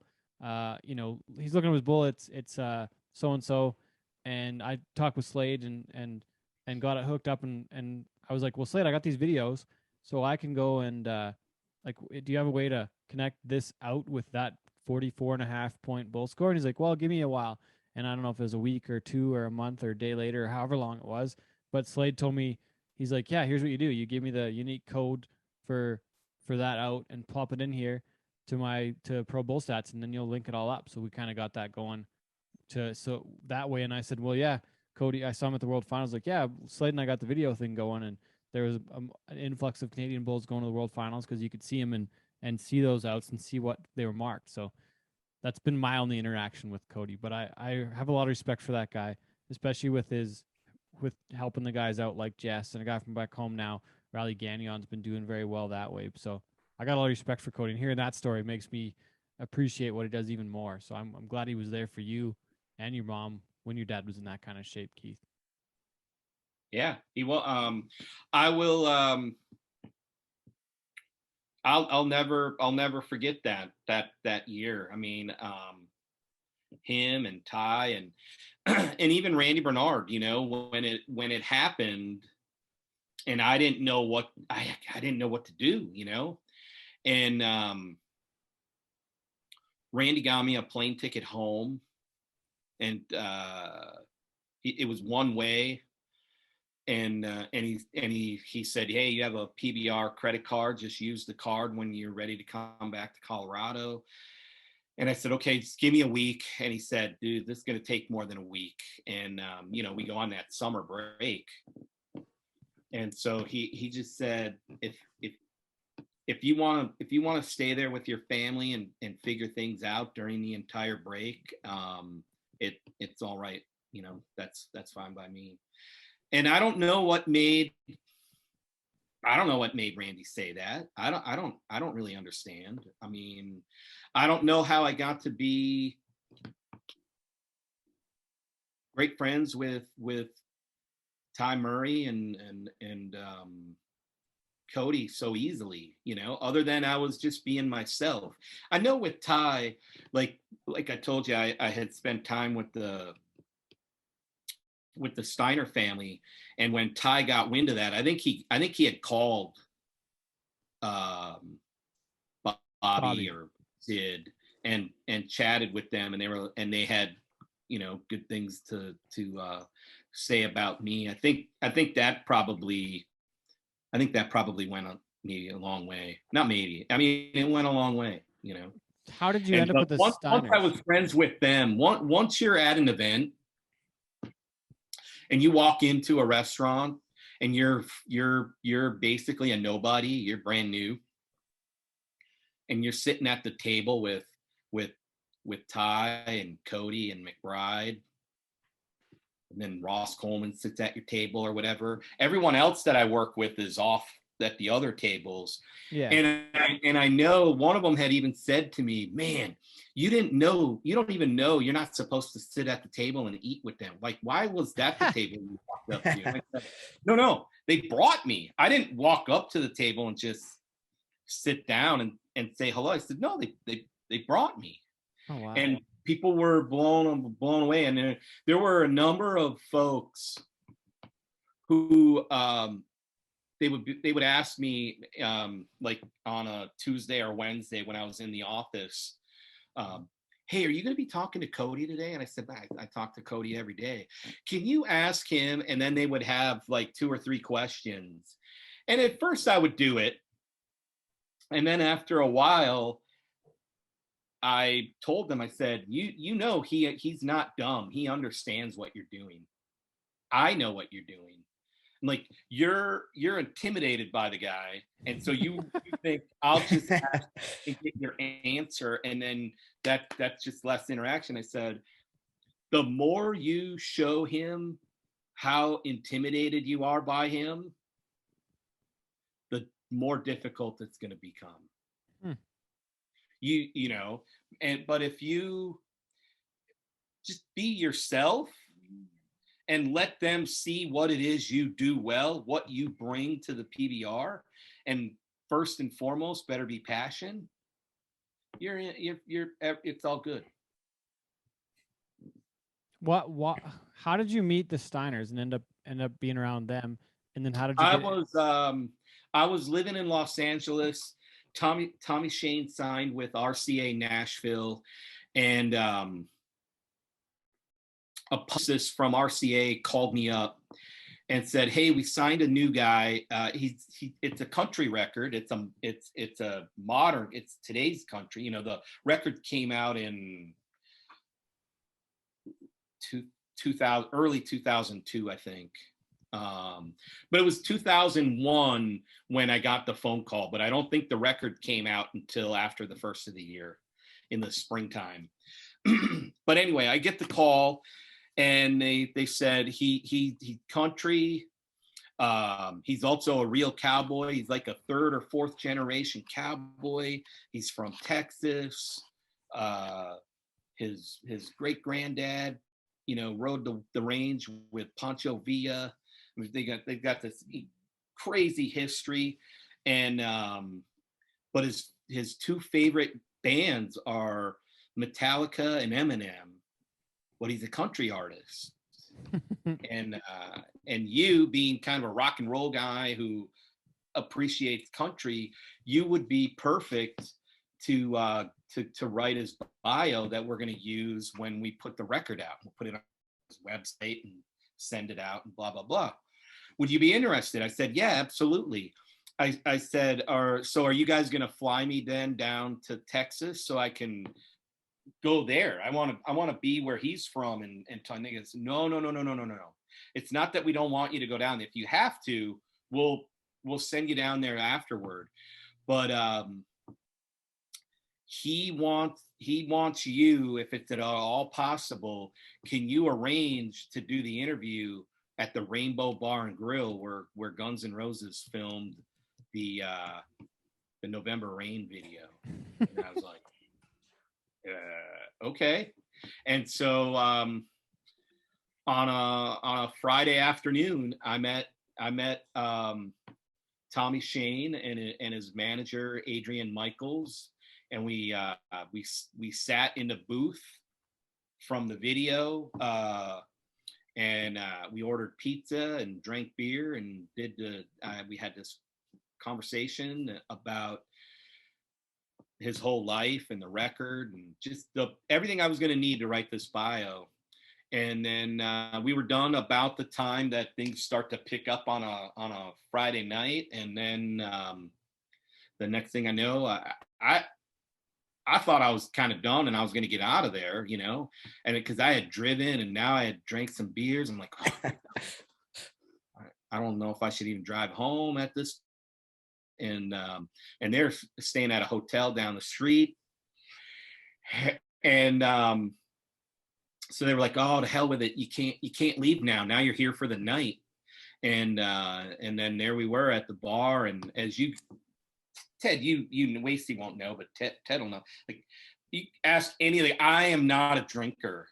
And I mean, I don't know what, but I don't know how many shots of tequila we did, but we were doing tequila shots all night, and then they got me a room at the hotel that they were at, and I'm pretty sure they were at it was a Hyatt, but in LA it's known as the Hyatt. It's where all the rock bands stay when they play Los Angeles. And yeah, I don't think I went home until Sunday. And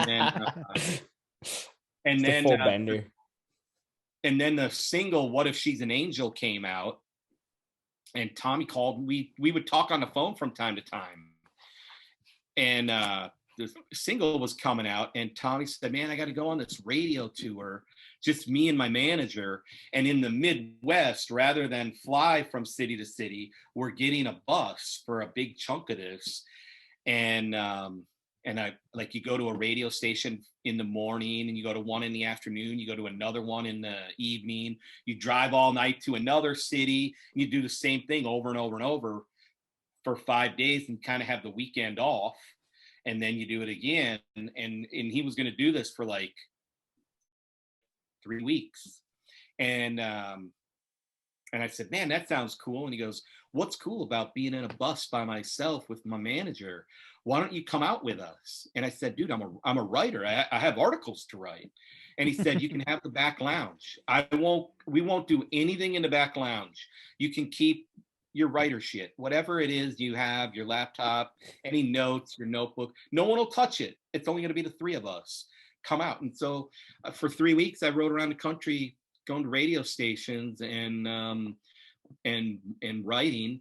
And then when the fall came and he went to go on tour with Brad Paisley, I got this email with the tour itinerary, and I called him up and I said, "Hey man, cool. I like the list of shows, and man, I see there's not a Nashville one, but I will do everything I can to come to the one in Lexington."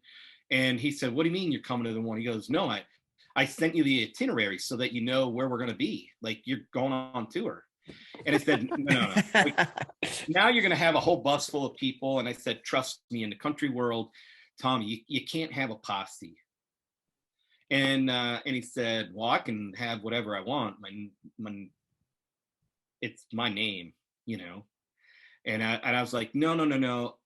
I tell you what, if I go out with you, I got to have a duty. I got to do something, like get something that, you know. And I had been a tour manager in the past, but I knew that, like, they had somebody else that they were going to be using and whatnot.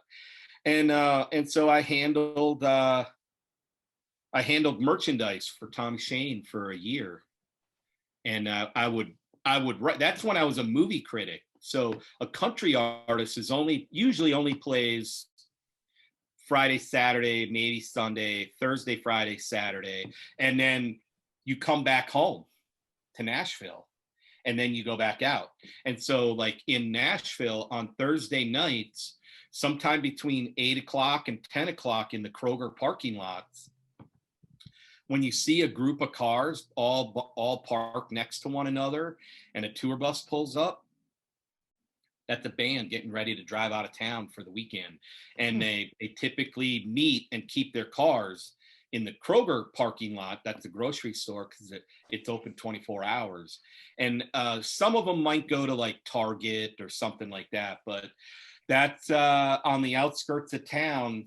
There's different exits. There's not all the exits. There's select exits where that's where everybody meets up, and then you drive out of town, and then sometime on Sunday you get back home, which would allow me on Tuesdays to go spend the whole day at the movie theater watching whatever movies were going to come out that week on Friday.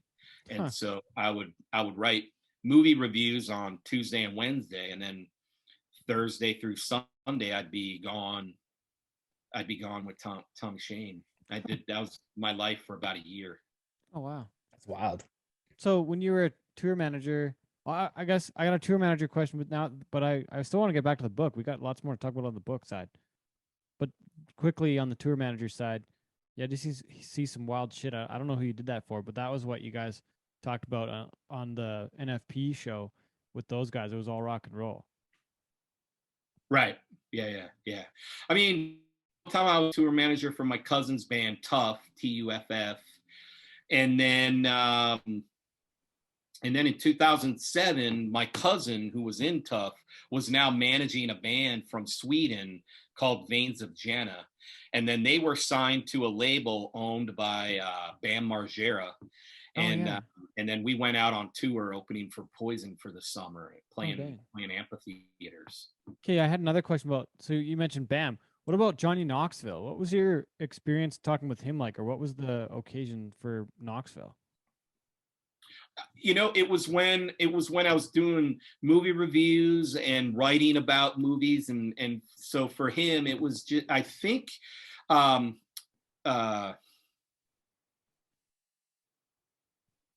can't think of the name of the movie. Oh, was it the one where it was the Special Olympics thing, or was it something? No, The Ringer? No, not that one. The Ringer? I did the one where he played Graham Parsons from the Flying Burrito Brothers. Oh shit, I don't know what that one was.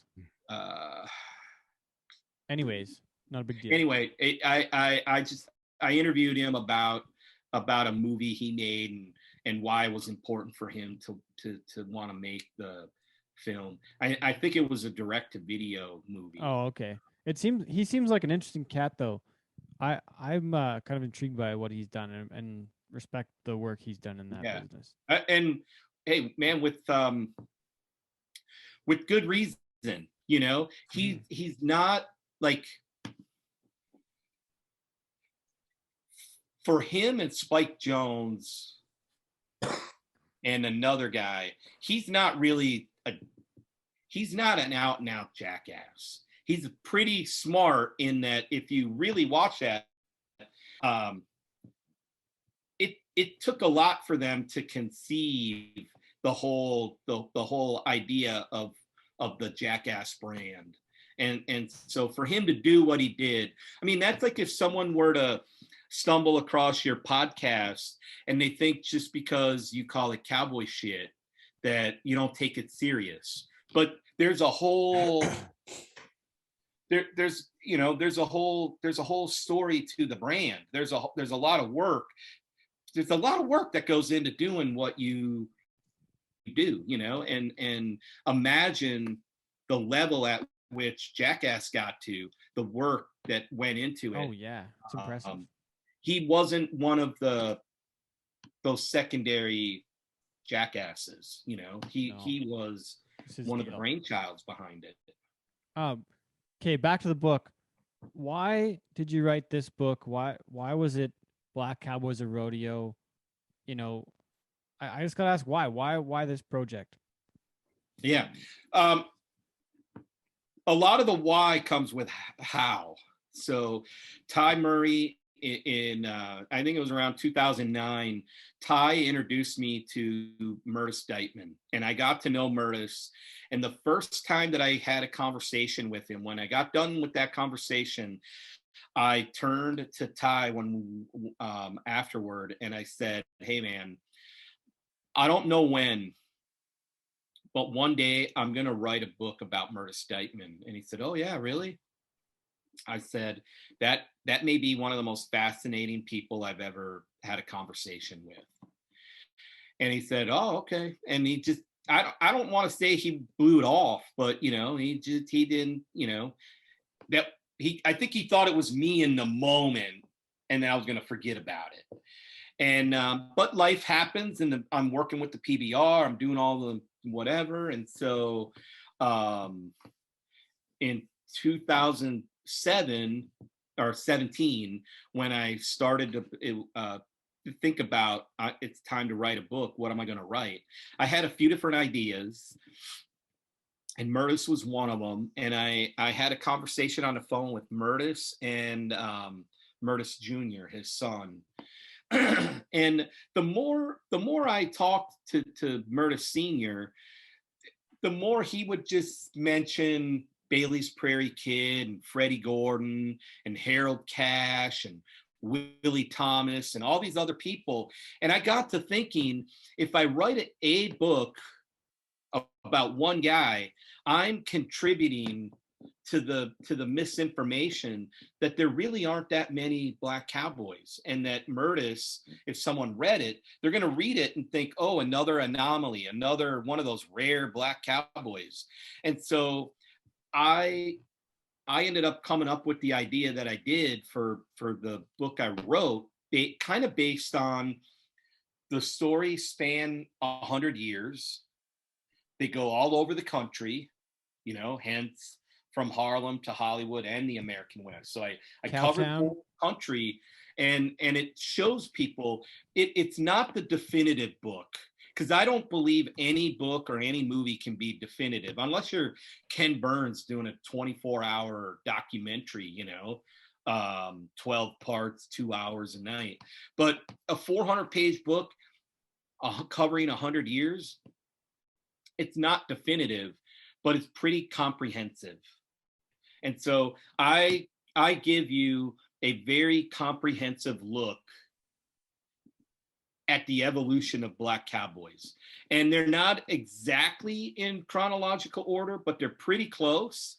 And if you can read any one of those profiles in and of itself. But if you do read them in chronological order, you're going to see a little bit of the evolution over that 100-year time. And so I thought that was doing a better service on my part to bringing out these untold stories. As a matter of fact, I think if I this doesn't need to turn into a book reading, but I'll just read the dedication, because I think the dedication really sets up what I felt I was doing.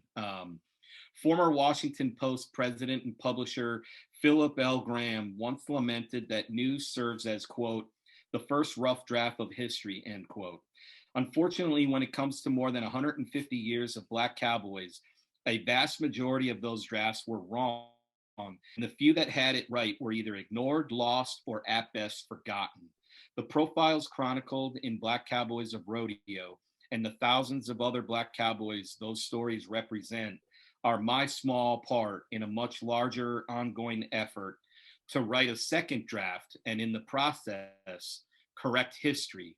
This is for those who never had their story told. So that's why I wrote this book. Sorry. No, that's how else do you? I really, that's a good way to set the tone for the book. Okay? That's like kind of the essence of the whole thing. Yeah. You so did you have any kickback like on the, like, being a white guy writing a book about the Black Cowboys of Rodeo? I wonder that way. Was there any pushback that way? No. Was there all respect? They respect what you want to do. No. Never. No. That had nothing. No. Nothing to do with it. No. As a matter of fact, a lot of them were thankful. So you can't say their stories have never ever been told, but for most of them, they never got to tell their whole story. They over the years, whenever they would get written about in a newspaper or what have you, it would be like a little snippet. And a lot of times the snippet never got past, hey, this where they would describe a cowboy, and it would be some hokey urban description of a cowboy. And then it was almost like a punchline. By the way, he's black. That's what got written about, And so for once, these guys were sitting down, man, and they were having real conversations with someone they could tell cared. Someone who gave a shit about who they were, what they did, and how they got to be who they are. That I cared about it. And whether it was a Black cowboy, an African American studies scholar, whether it was, you know, someone at the Schomburg Center for African American Research in Harlem, the Smithsonian, whoever I talked to, not one time did I get, you know, I interviewed a former executive director of the Civil Rights Museum at the Lorraine Motel in Memphis, where Martin Luther King was assassinated. No one, I never got kickback. Hey man, you're white. No one, no. There were a few people who didn't talk, but it didn't have to do with I was white. I think it all ties back to your how authentic you are with your approach, right? You don't pretend to be somebody you're not, and you, like you said, you give a shit about these stories. And I think that's, if you show genuine interest with anybody, they're gonna want to share their story with you. Yeah, I mean that goes with whether you're writing a book or not. Even just having a conversation with someone, man. You know, when you there's times where you might be in a bar and you think you're just gonna shoot the shit with somebody because they happen to be at the table, and all of a sudden you have a real conversation, and the next thing you know, you're like, oh man, I didn't think I was gonna be here. You know, I didn't plan on having 3 beers and talk for 4 hours. I don't know how far to get into the racism side of things in rodeo, and in my experience, I have not seen it personally. And you're in Canada. Yeah. And everybody's nice up here, right? We Murder Stiteman won the Guy Weedon Award in Calgary in 1970. Like, that's not a joke, and that's not only now, because okay, I'm gonna tell you about a Black cowboy. He's not in my book because he's not a rodeo cowboy. But do you know John Ware? Know the name. Okay. Wait, see, we met it for breakfast there with your dad one time. You guys lived really close by. It's down south of Calgary here. Bayou Ranch. Bayou Ranch. What was it? Isn't the Revenant loosely based off of John Ware? The John Ware Ridge. I mean, it's a huge. The landscape is named after him. Anyway, John Ware was a slave from South Carolina, and when they were freed after the Civil War, he was one of the many who went west to Texas, and he had already knew how to ride a horse. He had a few little skills, and he learned how to cowboy.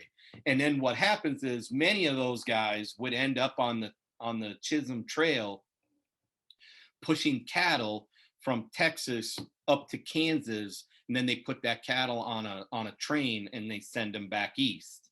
Well, John Ware became famous, and more so in Canada than anywhere, but again, began as a slave in South Carolina. Instead of loading that cattle onto the train in Kansas, he pushed 300 head of cattle. Now this is in the 1800s. I don't have that date in front of me or memorized, but we're obviously after the Civil War and before the Old West was done. So we're talking somewhere between 1865 and 1895. I want to say it was around 1880, 1885. He pushes 3,000 head of cattle past Kansas all the way into southern Alberta, where the John Ware Ridge is. The reason they call that the John Ware Ridge is he pushed that cattle up there. And that, my friends, is the birth of the cattle industry in Canada. So the first cattle in your country were brought there by a former slave from South Carolina. And so he ends up meeting a woman up there, and he stayed in Canada, and he lived along what is now the John Ware Ridge. and I think had a couple kids with his wife, and basically that's where he called home until he was unfortunately tragically killed while while galloping his horse at a high speed across a meadow, his horse stepped in I believe it was a badger hole, and it flipped over and landed on top of him and crushed him to death. And that's how he unfortunately passed. And then in Canada, you guys have honored him, and you put John, a black Canadian cowboy, on a Canadian postage stamp before we ever put Pickett on a postage stamp. And you got the picture right too. Eventually they got it right, but not initially. Not initially. They spent over $1 million to correct it. Yeah, that was a wild story too. I don't want to give away too much in the book either. And part of why, like, I wish I would have finished the whole thing, but I didn't want to. I want to wait till I can get the paper copy in my hands, Keith, and read the whole thing. I got in, and I'm a certain amount through. I've got I read all the way about halfway, and I wanted to save it because I was enjoying it so much. And I'm sorry I didn't read the whole thing. But I'm also not sorry because I'm being selfish because I want to pick up the paper book and buy a copy and I want to read it in my I don't read online. I don't have a Kindle or nothing. Everything I read is a paper. So I selfishly want to read the rest of it in my hands when I can get the actual paper copy, and we can have another conversation afterwards. Yeah. I hope you're not offended. No, dude, no. You know how many people you do interviews with and they don't they read none of it? They haven't even had it, All they have in front of them, a piece of paper that says the name title. the name of the book. Yeah. I wanna honor you by buying a copy and I might buy 5 or 6 and give a bunch out here up our way, and maybe we can do a promotion or something, or I don't know, but I want to help you because I think after reading what getting halfway through, I think these stories are so they're instrumental in the formation of the American cowboy and the cowboy overall in modern times. But they're, like you mentioned, they're untold, not necessarily untold stories, but this is the first time this collection has been put together and there's chronologically. No collection like it. Yeah, there's nothing like it. And so further to that, though, I have to ask what your goals with this book are and what they were and where you see it going. I remember talking to Kendra Santos, and she told me that her book wasn't a big moneymaker, the one that Rough with Ty. She said it wasn't a big moneymaker. And I don't know if that's because of the market was so small with Ty at the time, even though he was the biggest cowboy in the world. I think that with what you're doing and what you've done with this book that's coming out, for those that don't know, I don't think we've mentioned it yet, but November 1st, Black Cowboys of Rodeo, Unsung Heroes from Harlem to Hollywood in the American West, by our friend on the show here right now, Keith Ryan Cartwright. You're going to be able to get it, I'm assuming, anywhere books are sold. Everywhere books are sold, you can buy it.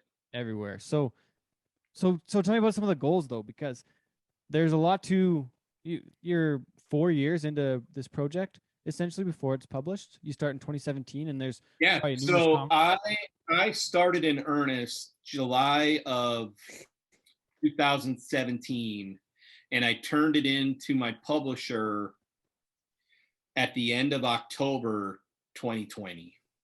And then once they have it, once you turn it in, then it's 1 year before it comes out. So I basically needed about 3.5 years, and then they needed a year.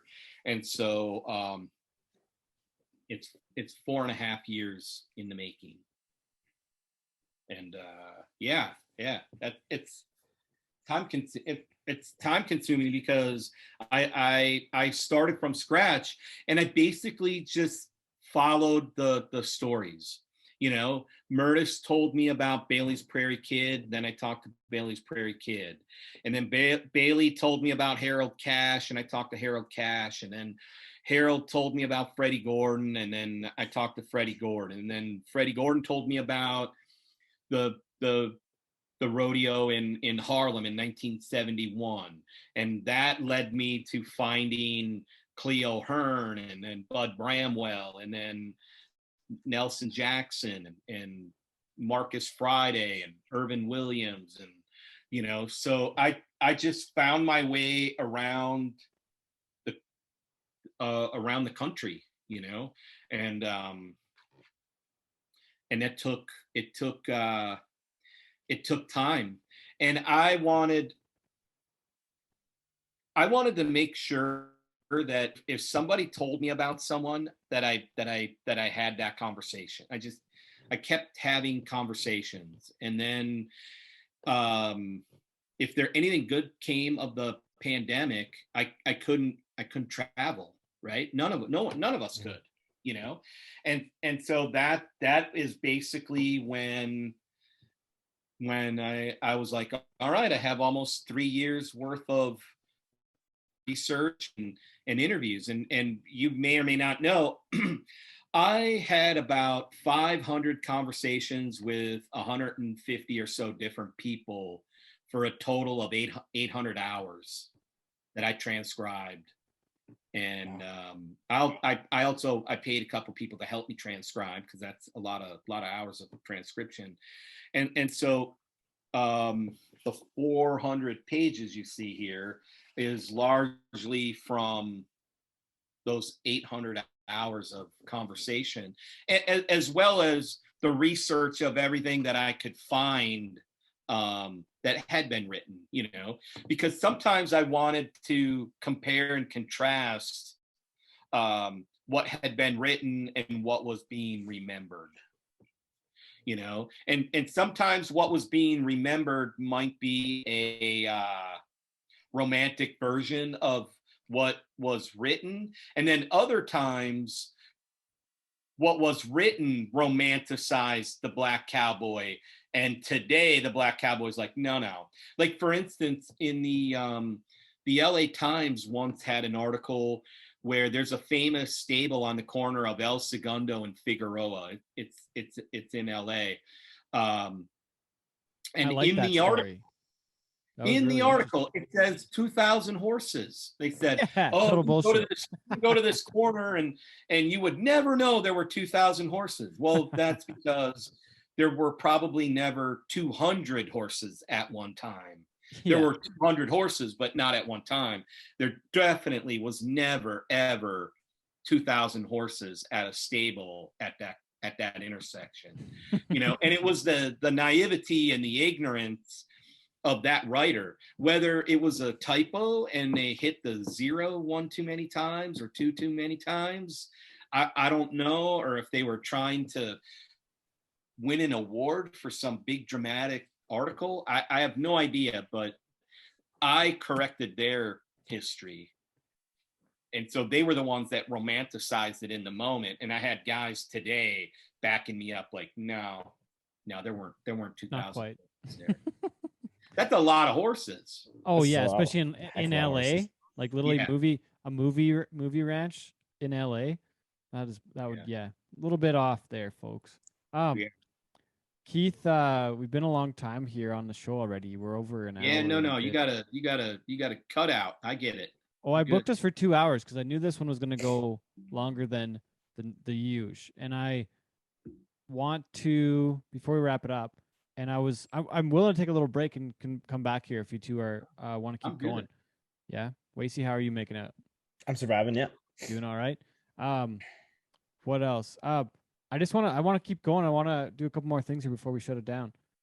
Is there anything we missed that we haven't got to yet, Keith? The day I was born. I'm kidding. I don't know. No, you're good, man. Whatever. On the book. I'm an open book. Sorry, go ahead. I'm an open book. On your open book that we're currently talking about, have we hit everything you want to hit so far? I don't want to miss a few things, but I don't want to give away too much of it either, and go down the rabbit hole on some of these stories. What do you think? No, we're good. I'm good. I'm good. We talked about it. We've kind of come and gone. I'm good. Okay. Well, perfect. Yeah. Okay. Yeah. So going back to another question, it's come back to me a couple times here, and I wrote down a bunch of notes as we've been going. But I'm curious why you left the PBR when you did. What was the motivation to move on to the next part of your career? And based on things that was based on your career, your time with the PBR is one of the things you spent the most time on in your professional career so far. Yeah. I did for about 6 months contemplate to myself that if I was going to continue past when I did, that I was going to be digging my feet in, and I was going to stay there forever. Like that would be my forever job. Yeah. Or as a storyteller, were there other stories to tell? And in the end, I sort of felt like there were some other stories to be told. And I think some people know that prior to leading, I started work on a graduate degree. So once I left the PBR, I got a master's degree from Harvard, and then and I relocated back to Nashville, where I had lived previous to joining the PBR. And I thought I was going to work on a project with Brad Paisley, but I ended up making a documentary with Kenny Chesney and Sean Silva, and that's sort of what I did. And coming out of the PBR, and then I knew that I was going to work on a book, and really making a concerted effort to write a book. One of the people really urging me was not necessarily this book, but a book. Was conversations I would have with Justin McBride, and me kind of saying to him, as a storyteller, I wonder, what am I doing now? Where am I going? Where's this journey going to take me? And he just said, Diablo, I've told you all the time, man. I'm waiting for a book. You gotta write a book. Time to write a book. And whenever I would say something, he goes, man, I don't understand what you're trying to figure out. It's time to write a book. And so then I started work on the book. Okay, you mentioned Diablo. What's the story on that nickname? So yeah, I'll give you the straight up story on Diablo. You remember when Silvano Eldez came to the United States, when he first came? And I might get this wrong, but I think he rode his first 10 bulls. I mean, he looked like the machine that Lemmy really is, right? And so I wrote an article after he was like 10 for 10 and won 2 events, and because I think his first event was a World Cup or something like that, and then he stayed and won the first 2 events, or won an event and won the third. I mean, he did really well out of the gate. I write an article, and I'm saying all the great things that he had done, and I can see you're looking it up, so you're gonna give us the actual what he did. And in the article, I say all these great accolades, but there's one line in there where I wrote, however, we haven't seen him on a 45-point bull yet. That's the one thing he's got to show us. Now, I wasn't saying he couldn't. I wasn't saying he wouldn't. All I did was say all these great things he had come and done, and we were all blown away. Everyone was blown away when Silvano first came. I mean, he was lights out. And all I said is, that's all we have to see, man. And I meant it like, that's all we got to see. And this guy is a world champ. And obviously he did ride those bulls, and he did win 3 world titles. However, when Adriano read the article and he read that one line, he took it that I was trying to poke a hole in Silvano. He took it that I was demeaning Silvano, that I was talking bad about him. And he said, that's bullshit. It's bullshit that this guy did this. I was a huge proponent of all the Brazilian riders. I got along. I mean, by that point, I was living in Fort Worth by then. I was hanging out at Guilherme's house. I would go to Robson's. I would spend time at Valderon's house, and I meant no disrespect, none whatsoever by saying that. I was just pointing out the one thing we're left to see. Like, we haven't seen it all. We're still gonna see this, and Adriano was really upset, and Randy Bernard had left, and he wasn't there, and I don't really know what was going on, but Sean Gleason was sort of a intermediate leader of the PBR, and Adriano called him on the phone, and he basically told them about the article and said, I think it's bullshit that he couldn't just compliment the kid. He had to throw in a backhanded compliment. He had to write that shitty comment. You should fire him. And Sean laughed and he said, I'm not going to fire that guy. You can't fire him. He goes, I read the article. It's a positive article. Are you kidding? Yeah.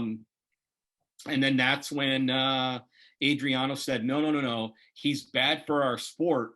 His words are the words of the devil. Diablo. and so when Mac heard that, I've been Diablo ever since. Okay, for the record, Silvano rode his first 15 bulls in PBR competition according to But I think the article came out when he was 10 for 10. Yeah, there you go. So to your point, he came and looks like, I guess I can confirm here actually. So this was all Touring Pro from November 2009 to January of 10. Don't look at the Touring Pro. Look at the big top ones. Look at the Built Ford Tough. So I've got 8 in a row on the Built Ford Tough, but I have a declined rewrite at 69 points at the World Cup. So he's got 8, and then it looks like he got bucked off his 9th bull in Des Moines. So, but my point being, it was Nampa. Looks like, so let me just confirm here, Nampa. It looks like he probably, he won Nampa, which was his first BFT. And then it looks like he probably won Billings too. No, he didn't. Doesn't look like he won Billings. But anyways, won his first event in Nampa. Looks like he did well at the World Cup. But to your point, for the 45-point bulls, I didn't find him riding a 45-point bull until the next year in Anaheim in 2011, where he stayed on a 45-point bull. So to your point, take that, Adriano. Did his research, and it took a while, really. Yeah, and then he was the world champ the next year, was he not? In 11? Yeah, I didn't get fired. Silvano won 3 world titles. He's also one of them that I can send a text message to from time to time. I've never had any ill. It was a weird deal. Like, and I really think that Adriano I just think he misunderstood. Missed the point. Yeah. The line. It's probably lost in translation. Totally, because I said, like I said, it's the only thing we haven't seen is him ride a 45-point bull. Yeah, and then he does it and wins the world that year. We're now that's what we're waiting. When we see that, we will have seen he can do everything. Yeah, that's what I meant by what, and I, like you said, I think it was a little bit lost in translation, and then it got under, and there was a lot of if you remember back then when Justin and J-Dub coaching the World Cup teams and Adriana, there was a lot of rambunctiousness surrounding the what was the World Cup and had now become the Global Cup, behind the scenes, there was a lot of fire. Those guys wanted to win, you know. Yeah. And what was funny is I think the coaches wanted to win more than the riders wanted to win. Either that or the riders wanted to win, and those coaches from that era that they came from was the era of they did not want to lose, and they didn't want to lose to one another. And I'm in the middle of, I wasn't stoking a fire, but someone had something they wanted to say, I was listening, because I don't think Justin coach. I think J-Dub might have been a World Cup coach at that year. Justin was still, because I think still riding back for some of them. Yeah. Your favorite story you ever wrote for the PBR, real quick. For me, it was your work with Frank Newsom. Yeah, I mean, the three, there's several that kind of stand out with the PBR. The Robson Palermo story that I wrote after he won the 2008 World Finals event. The Adriano retirement story. The story that I wrote about Brendan Clark after he nearly died in Omaha, and Tandy basically saved his life in the arena. Tandy Freeman's story about being the everything doctor for everyone that's involved, that wears cowboy hat, and Frank Newsom. Those are probably, there's, boy, I wrote I'm not a science, I didn't like science class when I was in school, but I wrote a magazine piece for Pro Bull Rider when that magazine still existed. Gosh, it must have been a 5 or 6 page spread on the clones.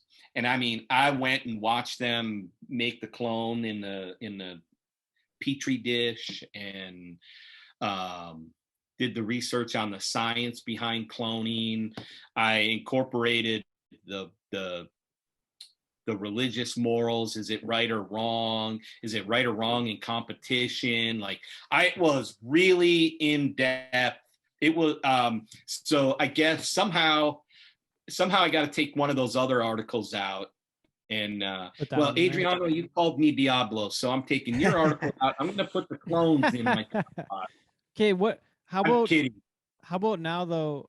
My comment on the journalism side of things, and I have not paid close enough attention lately, but I think that some of those longer form, really, do you call it a humanity piece? Like, I'm not a journalist to know enough about human interest. That some of that stuff has gone away more lately. I haven't seen as many of those long form pieces that I've really seen shared around social to a point where it's something that I want to read about a guy in the PBR side of things. I haven't seen a lot of it lately. I don't know if don't have the attention span for it nowadays. Is that what it is, or is it a lack of the content coming out? And I'm not throwing a slight at PBR or Flisco, but are they just not doing it as much? Has it not been a focus lately, or have I just not seen it? Have I just not been paying attention to see it? I don't know. I don't know. I'll say this: if people didn't have a focus or an attention span, they wouldn't read a book. But they're reading books. Yeah. Like, people are still I will admit there aren't as many outlets, there aren't as many places for those longer pieces, but I think even when I was there would be people who would argue like, people don't want to read, you know. But the Frank Newsom deal, that's probably, I have a hard time thinking that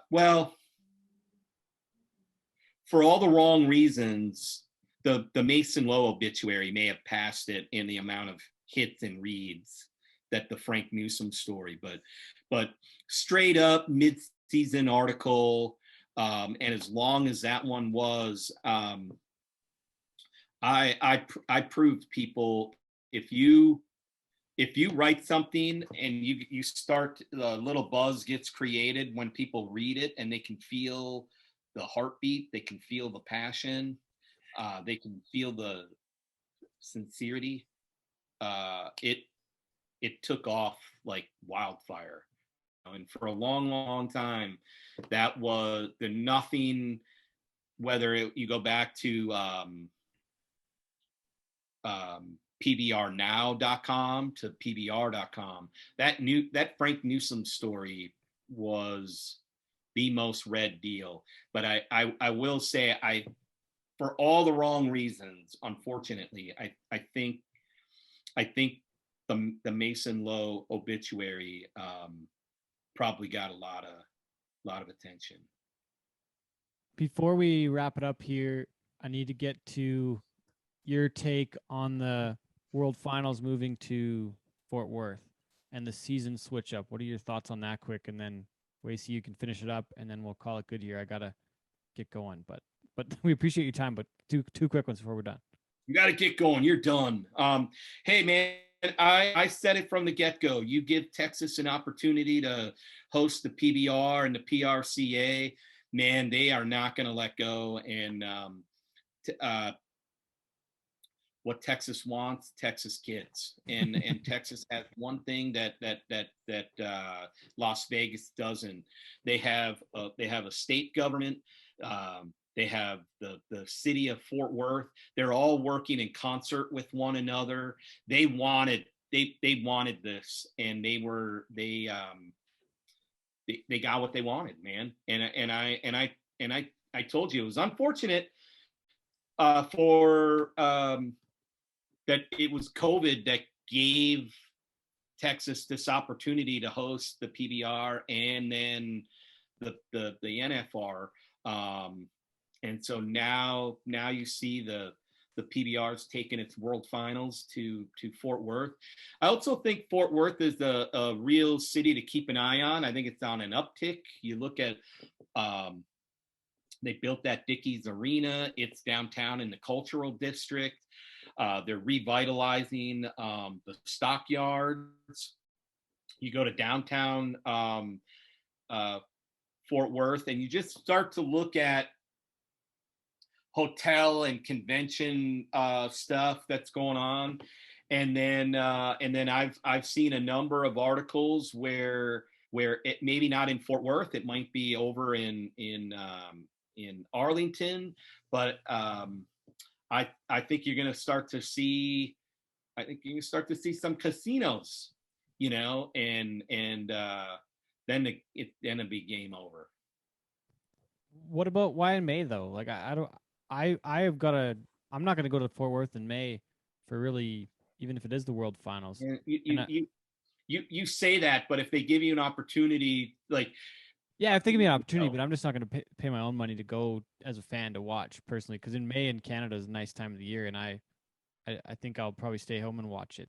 Personally, well, you don't have a huge population up there in Canada, okay? Yeah, for sure. So we're a small market. There's a handful of people that live in an area where you're going to say, hey, this is the best time of the year to be at home. But for most of us, that isn't really the case. I think putting it in the centralized in the United States, I think giving itself that a little distance from the NFR, you can't put the PBR World Finals in Vegas in May. It's proven people aren't. You want to talk about where they're not going to Vegas in May. Yeah, for sure. And I'm probably not going to Texas in May, but that might be different for a lot of folks. But then again, and I'm just speculating, and I haven't heard for sure, but I think that there's a split season now where the World Finals are Fort Worth in May, and then the maybe there's a team scenario coming out that I haven't. Maybe it's out. Maybe it's not. I don't know. But I think there's a team finals maybe in the fall, still in Vegas. Like that's what I'm just assuming at this point. Maybe I'm wrong. Maybe I heard the wrong info, or I'm not sure. But like, what are your thoughts on that kind of scenario? If it was Fort Worth in November, I'd be all over it. I would be there for sure. But I'm not so sure about this split season with the team format, and I'm not sure if the team format's really going to fly. Yeah, I don't know. We'll have to wait. I haven't said for sure. I mean, we hear a lot of people talking about it, but we'll see how that goes. What's your take though? It's interesting that you would go to Fort Worth in November, but you don't want to go in May. Because it's nice at home in May. I'm gonna golf in May at home. Okay, so it doesn't matter what's happening in May. You're not going to the event. No, I'm gonna be at home. We have too many events at home in May as well, right? For as far as there's a lot of big rodeos on that time of year. It's just getting nice here finally after 7 months of winter, and in November it's fall and it's busy and it gets cold in Canada, so we'll go down. But in May it's nice. I'm not going. But to play devil's advocate, then in November, you're willing to go to the PBR World Finals, but there's a lot of people who say they're always having to make a choice between PBR World Finals or the NFR. That's fair. Whereas if you break them up, that might be their choice of their vacation in the summertime. Yeah, they might go to both. Yeah, now they can do both. And for that too, putting it on the Memorial Day weekend for you guys in the U.S. Is that the case, or am I off on the dates? Is it not Memorial Day? Like, is it not? I think it's the weekend. I think it's two weekends. They do a Friday, Saturday, Sunday, then a Thursday, Friday, Saturday, Sunday. Yeah. I think it ends the weekend before Memorial. Okay. I was gonna say I wasn't sure if the weekend was a draw or not or whatnot. But anyways, I was curious to get your take on it a little bit, and then we could talk about the team stuff, but I think we have to do another show sometime here, Keith, to talk more. And we've only been talking about rumors anyway. I mean, until we know for sure something's happening. Yeah, 100%. I just don't see them finishing the year in May and only going that 6 weeks. And they've already mentioned they're going to do something else. So, anyways, Wasey, you wrap it up, and we'll call her good. I have two things before we wrap up. Yep. I noticed that Nickelback is on your list. I want to know if you think that the internet hate that they get is just, or just because people think it's cool to make fun of Nickelback on the internet. Well, here's what's weird. I love Nickelback as a premise. I don't have a problem with Nickelback either, because this is my problem. Like, the people who bag on, like, there's people who bag on them and they're really loud about it, right? Oh, it's the worst. They're really, really loud about bagging on Nickelback. But how many records in a row sold over 10 million copies? Man, they're like they're one of the greatest Canadian rock bands ever. And their music is rock awesome. Bands ever. Yeah, literally. Yeah, any rock, especially of our generation too, right? Like, I'll just say, everyone 50 and over, or 45 and older, they want to punch you in the face right now for saying that instead of Rush. But I'm with you. I would listen to Nickelback. I would listen to the same song over and over and over all day for 24 hours. You could force me to stay awake and listen to one song over and over and over before I'm made to listen to the Rush catalog. So I agree with that. I'm with you, but I've never understood some of the hatred and things that people say about Nickelback. That said, I do understand it when it comes to Creed. I thought I love Creed. I thought that was that was junk. It was junk. And at one time, this is a funny story. So I did not write a preview in the Tennessean for a Creed concert, but I was at the Creed concert to write a concert review. So mind you, I have not yet written the review of Creed. They're on stage playing. And Scott Stapp, he's off stage. When he comes back out, he's holding the Tennessean, the newspaper, and he reads what is really a snarky preview. And then urges the audience. Now, meanwhile, the seat I'm sitting in is press row, and I'm the only press there. So I'm in a row where there's like 4 empty seats on either side of me, and I'm holding a notebook and I've been taking notes. And so he's bagging on the Tennessean up on stage. Everyone around me turns and they're facing me. And I thought, oh my God. And he's really bagging on the paper. And security from the Am South Amphitheater, because the promoters, all those girls that worked for the Am South in the front office, they knew where I was, and they knew I was by myself, and they thought that somebody is going to punch him in the face, thinking I wrote what was in the paper. So they get me out of the audience and into the office, and then I write my review, which is also not kind, not too shitty, but it's not kind. And the Tennessean has no idea at the actual Tennessean office that Scott had said anything about the paper on stage. That's a lot. The next day, a random call comes into the paper, and they said, oh, hey, we wanted to, we read this article by Keith Ryan Cartwright, and how can we send him, I just want to congratulate him on such a good review that he wrote. And one thing led to another, and they gave them my email address, but it's not a Tennessean address. It's my email address. And I'm at home working, and all of a sudden my computer goes ding, ding, ding, ding, ding, ding, ding, ding, ding, ding, ding, ding, ding, ding, ding, ding. Oh no. They posted my email address on all these Creed message boards. Oh no. And all the little Creed kids, what do they call it? What were you guys called? I don't know. Probably I'm creeps. Not that hardcore of a fan. Okay. So you weren't one of them who emailed me? No, hell no.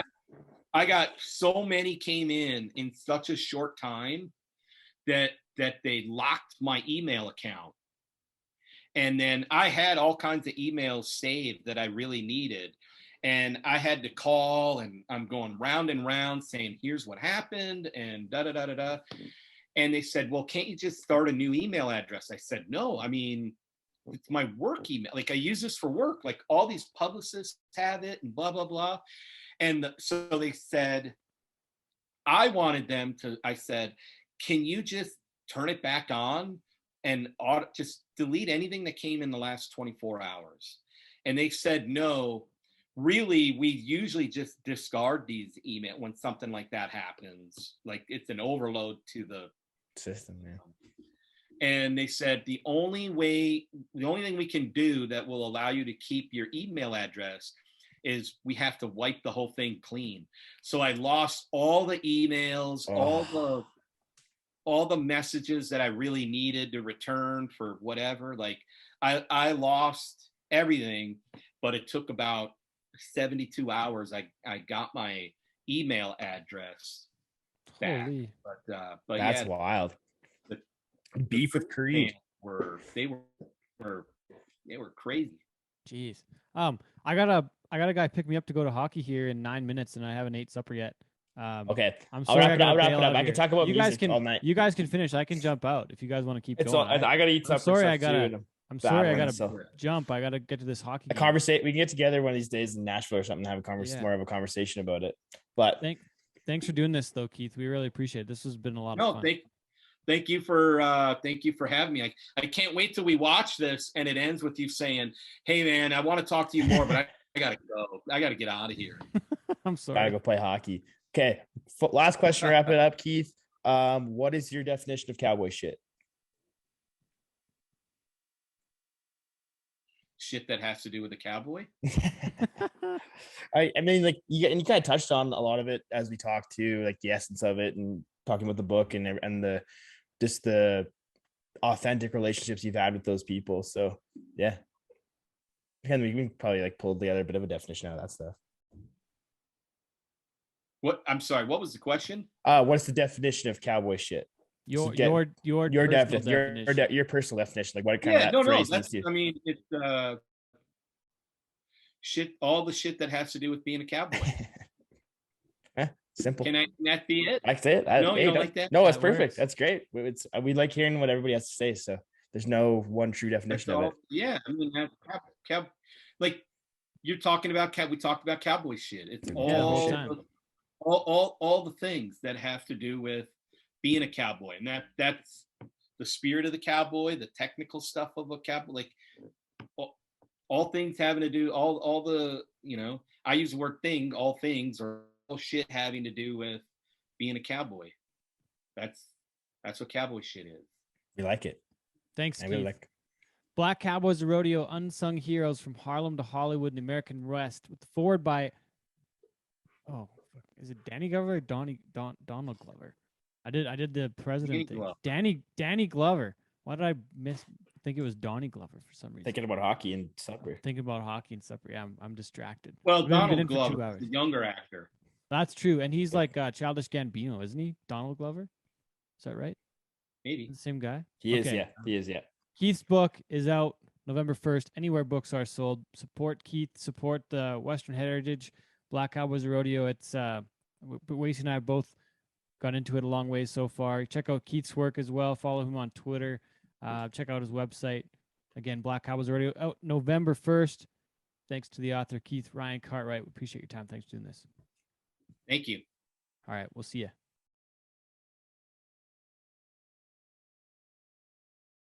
Thanks to our guest this week, Keith Ryan Cartwright. Appreciate you being on the show. His new book, Black Cowboys Rodeo, from Harlem to Hollywood in the American West, coming out November 1st, wherever books are sold. Wasey Cowboy Shit is brought to you proudly by Manscaped and Circle 4 Beverage Company. Tell us about those fine sponsors. So as I mentioned in the first half, Circle 4 Beverage Company, they've been with us for a while now. They got the sweet water. They got the ranch water. Basically, in most Prairie liquor stores, you can find their stuff now. But yeah, check them out, circle4beveragecompany.ca. You can find their store locator. Check them out on social media at Circle 4 Ranch Water and stay up to date with what they're doing. And we got... Oh, wait. Before we go too much further, we have a personal endorsement from Kobe Moore on ranch water. And, right. Yeah. And sweet water. Well, there's even more. It's a testimonial. There's even more. Last night I was out to dinner with some of the guys and their girlfriends at Earl's, and there was a gal from Medicine Hat who was asking, "How is that ranch water?" And I was just like, "Lady, it's damn good. It is made around the corner from you. What are you doing? Why haven't you not tried this?" But no, I brought a 4-pack over to my dad this summer, and just on a whim, see what he would think. He enjoys his tequila, and he got one sip into the thing and asked me where he can invest. So I mean, there you go. My dad knows his booze and quite enjoys the ranch water and the sweet water. Brought a little bit of that over to him the other day, and those went down just as smooth, he said. So I just don't think there's anything on the market when it comes to your just seltzers, coolery drinks, if you will, that you can pour over ice and that go down like a damn water, and then you feel really different after a couple of those. 100th episode party was sponsored by Ranch Water in my world. I'll tell you that. That was ridiculous. That was a hell of a time. Yeah, it was a good. How many people do that, Wasey? Like, how many people have backyard karaoke parties? Is that a thing? Not like, many people. Not many people.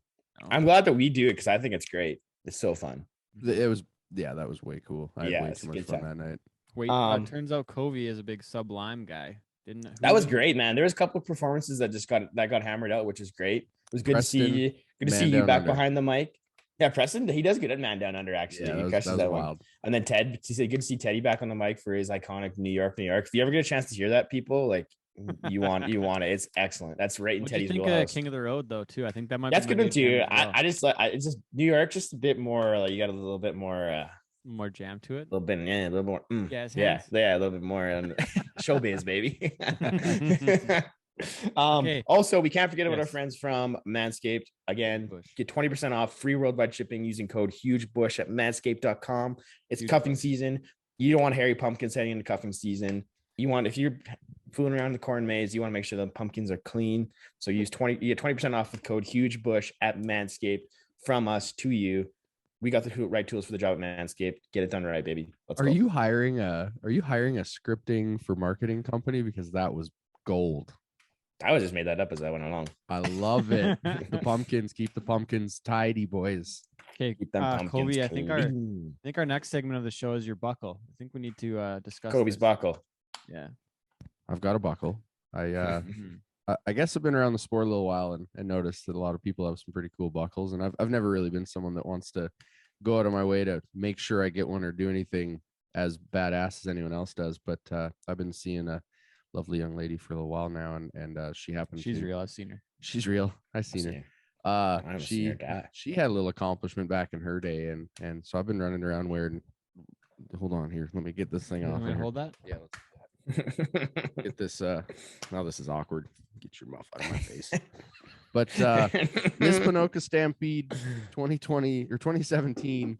And that's a nice buckle. Is that Troy Fisher?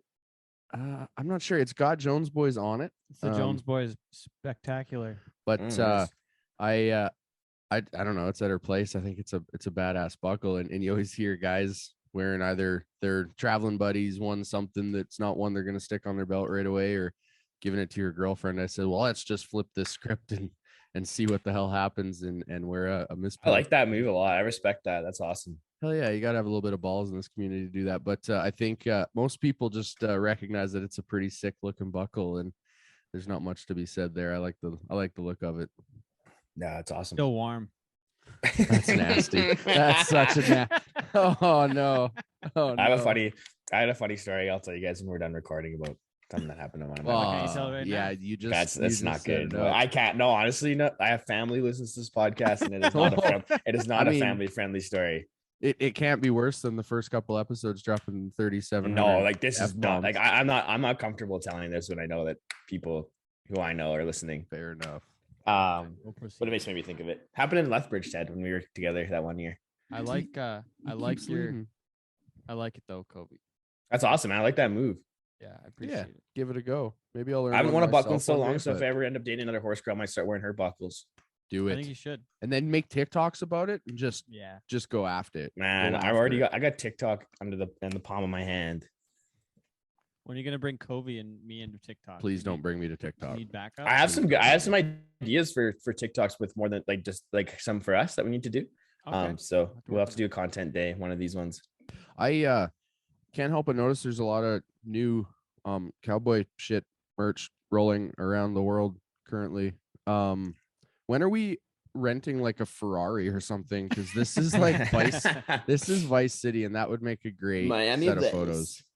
Do we gotta get white sunglasses and Ferraris? We gotta go like MacGruber looks. Well, we got to the party. We can probably do this photo shoot in about 18 to 24 months when Ted gets a good mustache going. That's gonna be another 18 to 24 years. We can just get him a fake. Let's get him a fake stash. Oh yeah, I'm gonna. Well, yeah, good. Thanks for mentioning that, Kobe. We got some new merch that just dropped. That's pretty cool. We've got Check it out. Hoodie. Got new hoodies. 80s vibe designed by the one and only Storm Defoe. We also got to get this on a hat. We don't have it done yet, but I think it's gonna be a deadly hat for sure. I think that people are gonna eat that logo up. I don't have the blue one handy. Do you, Wacy? No, I don't. I don't either. But it's on the website, Cowboy. Yeah, check it out. Check out the new merch in stores now and at cowboyshit.ca. Hitting new stores every day, and I got some new hats on the go as well. So and we got some big stuff coming from Montana Silversmiths too, which is really neat. Stay tuned for something. I've seen it in some of the photos. We kind of just teased it out a little. We're teasing it. We're just giving you a little taste, little teaser.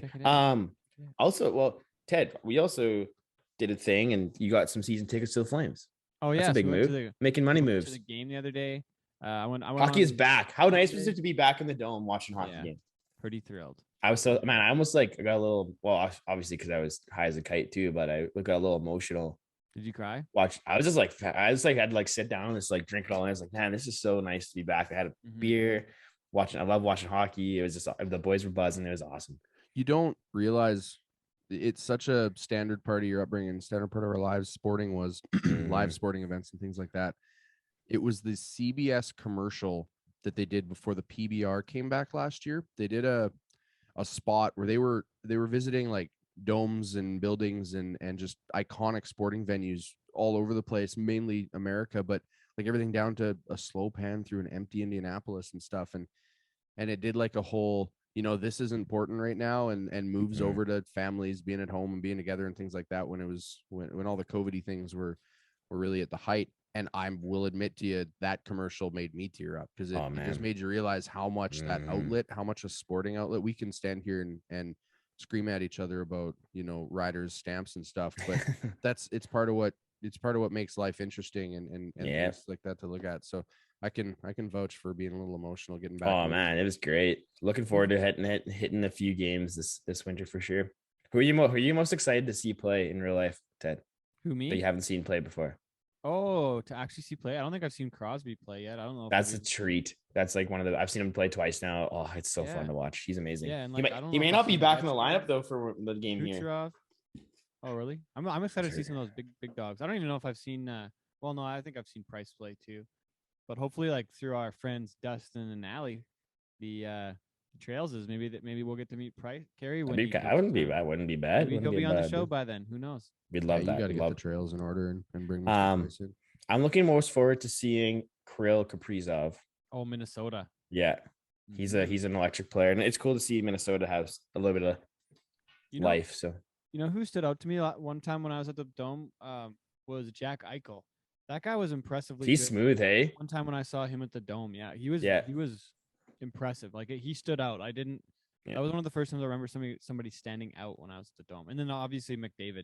The first time I saw Connor McDavid play was remarkable. I remember it had been, I think it was after his rookie year or right in his rookie year. Yep. But he picked up the puck like in Edmonton's zone, and I think he like skated like so fast past Dennis Wideman that it just was like Dennis Wideman looked like a beer league player in the NHL.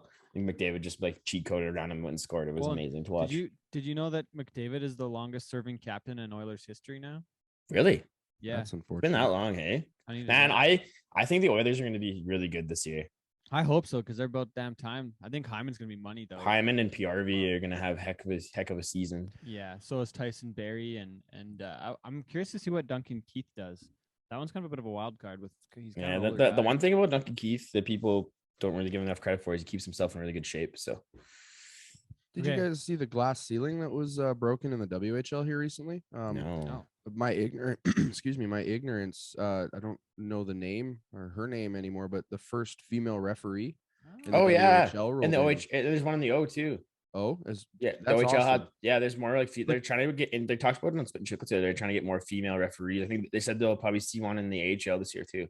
What do you think the time frame would be on seeing when in the dub or in the Chell in the PBR? I bet you in the next 2 years we see an NHL like a linesman, woman linesman.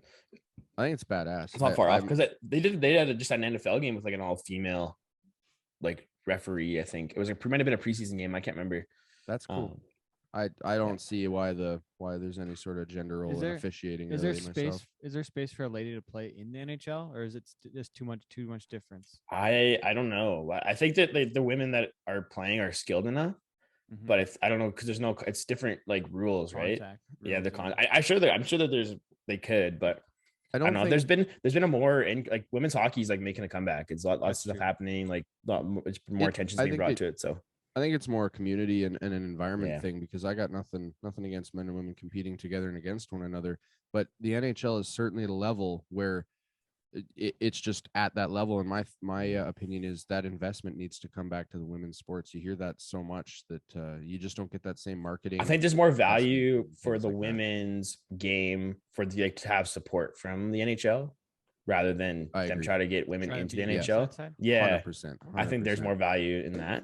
They got to buy into it. Yeah. But I don't know, man. Time will tell. Crazy times. Thanks for listening. This has been episode 101 of Cowboy Shit with Ted and Wasey. I'm Ted. He is Wasey. Thanks to our friend Kobe Moore for being on the show and our guest Keith Ryan Cartwright, our editor Sean Morton, Storm Defoe on the graphics and the merchandise, shipping, receiving, organizing, chief operations or chief of operations, basically COO. Also, don't forget to check our social media, Cowboy Shit Official, most platforms. You can stay up to date what we're doing, merch, TikTok, our sponsors, Circle 4 Ranch Water, Circle 4 Beverage Company, and our friends at Manscaped. Use code HugeBush to save 20% and free worldwide shipping. Manscaped.com. At Covey Moore on Instagram. Covey Moore on Instagram. Check him out. He's one of the best in the biz for good reason. He is. We'll catch you next time. Thanks, boys. I appreciate it. Thanks for having me. Doesn't matter what anybody says. Anyways, Cowboy Shit.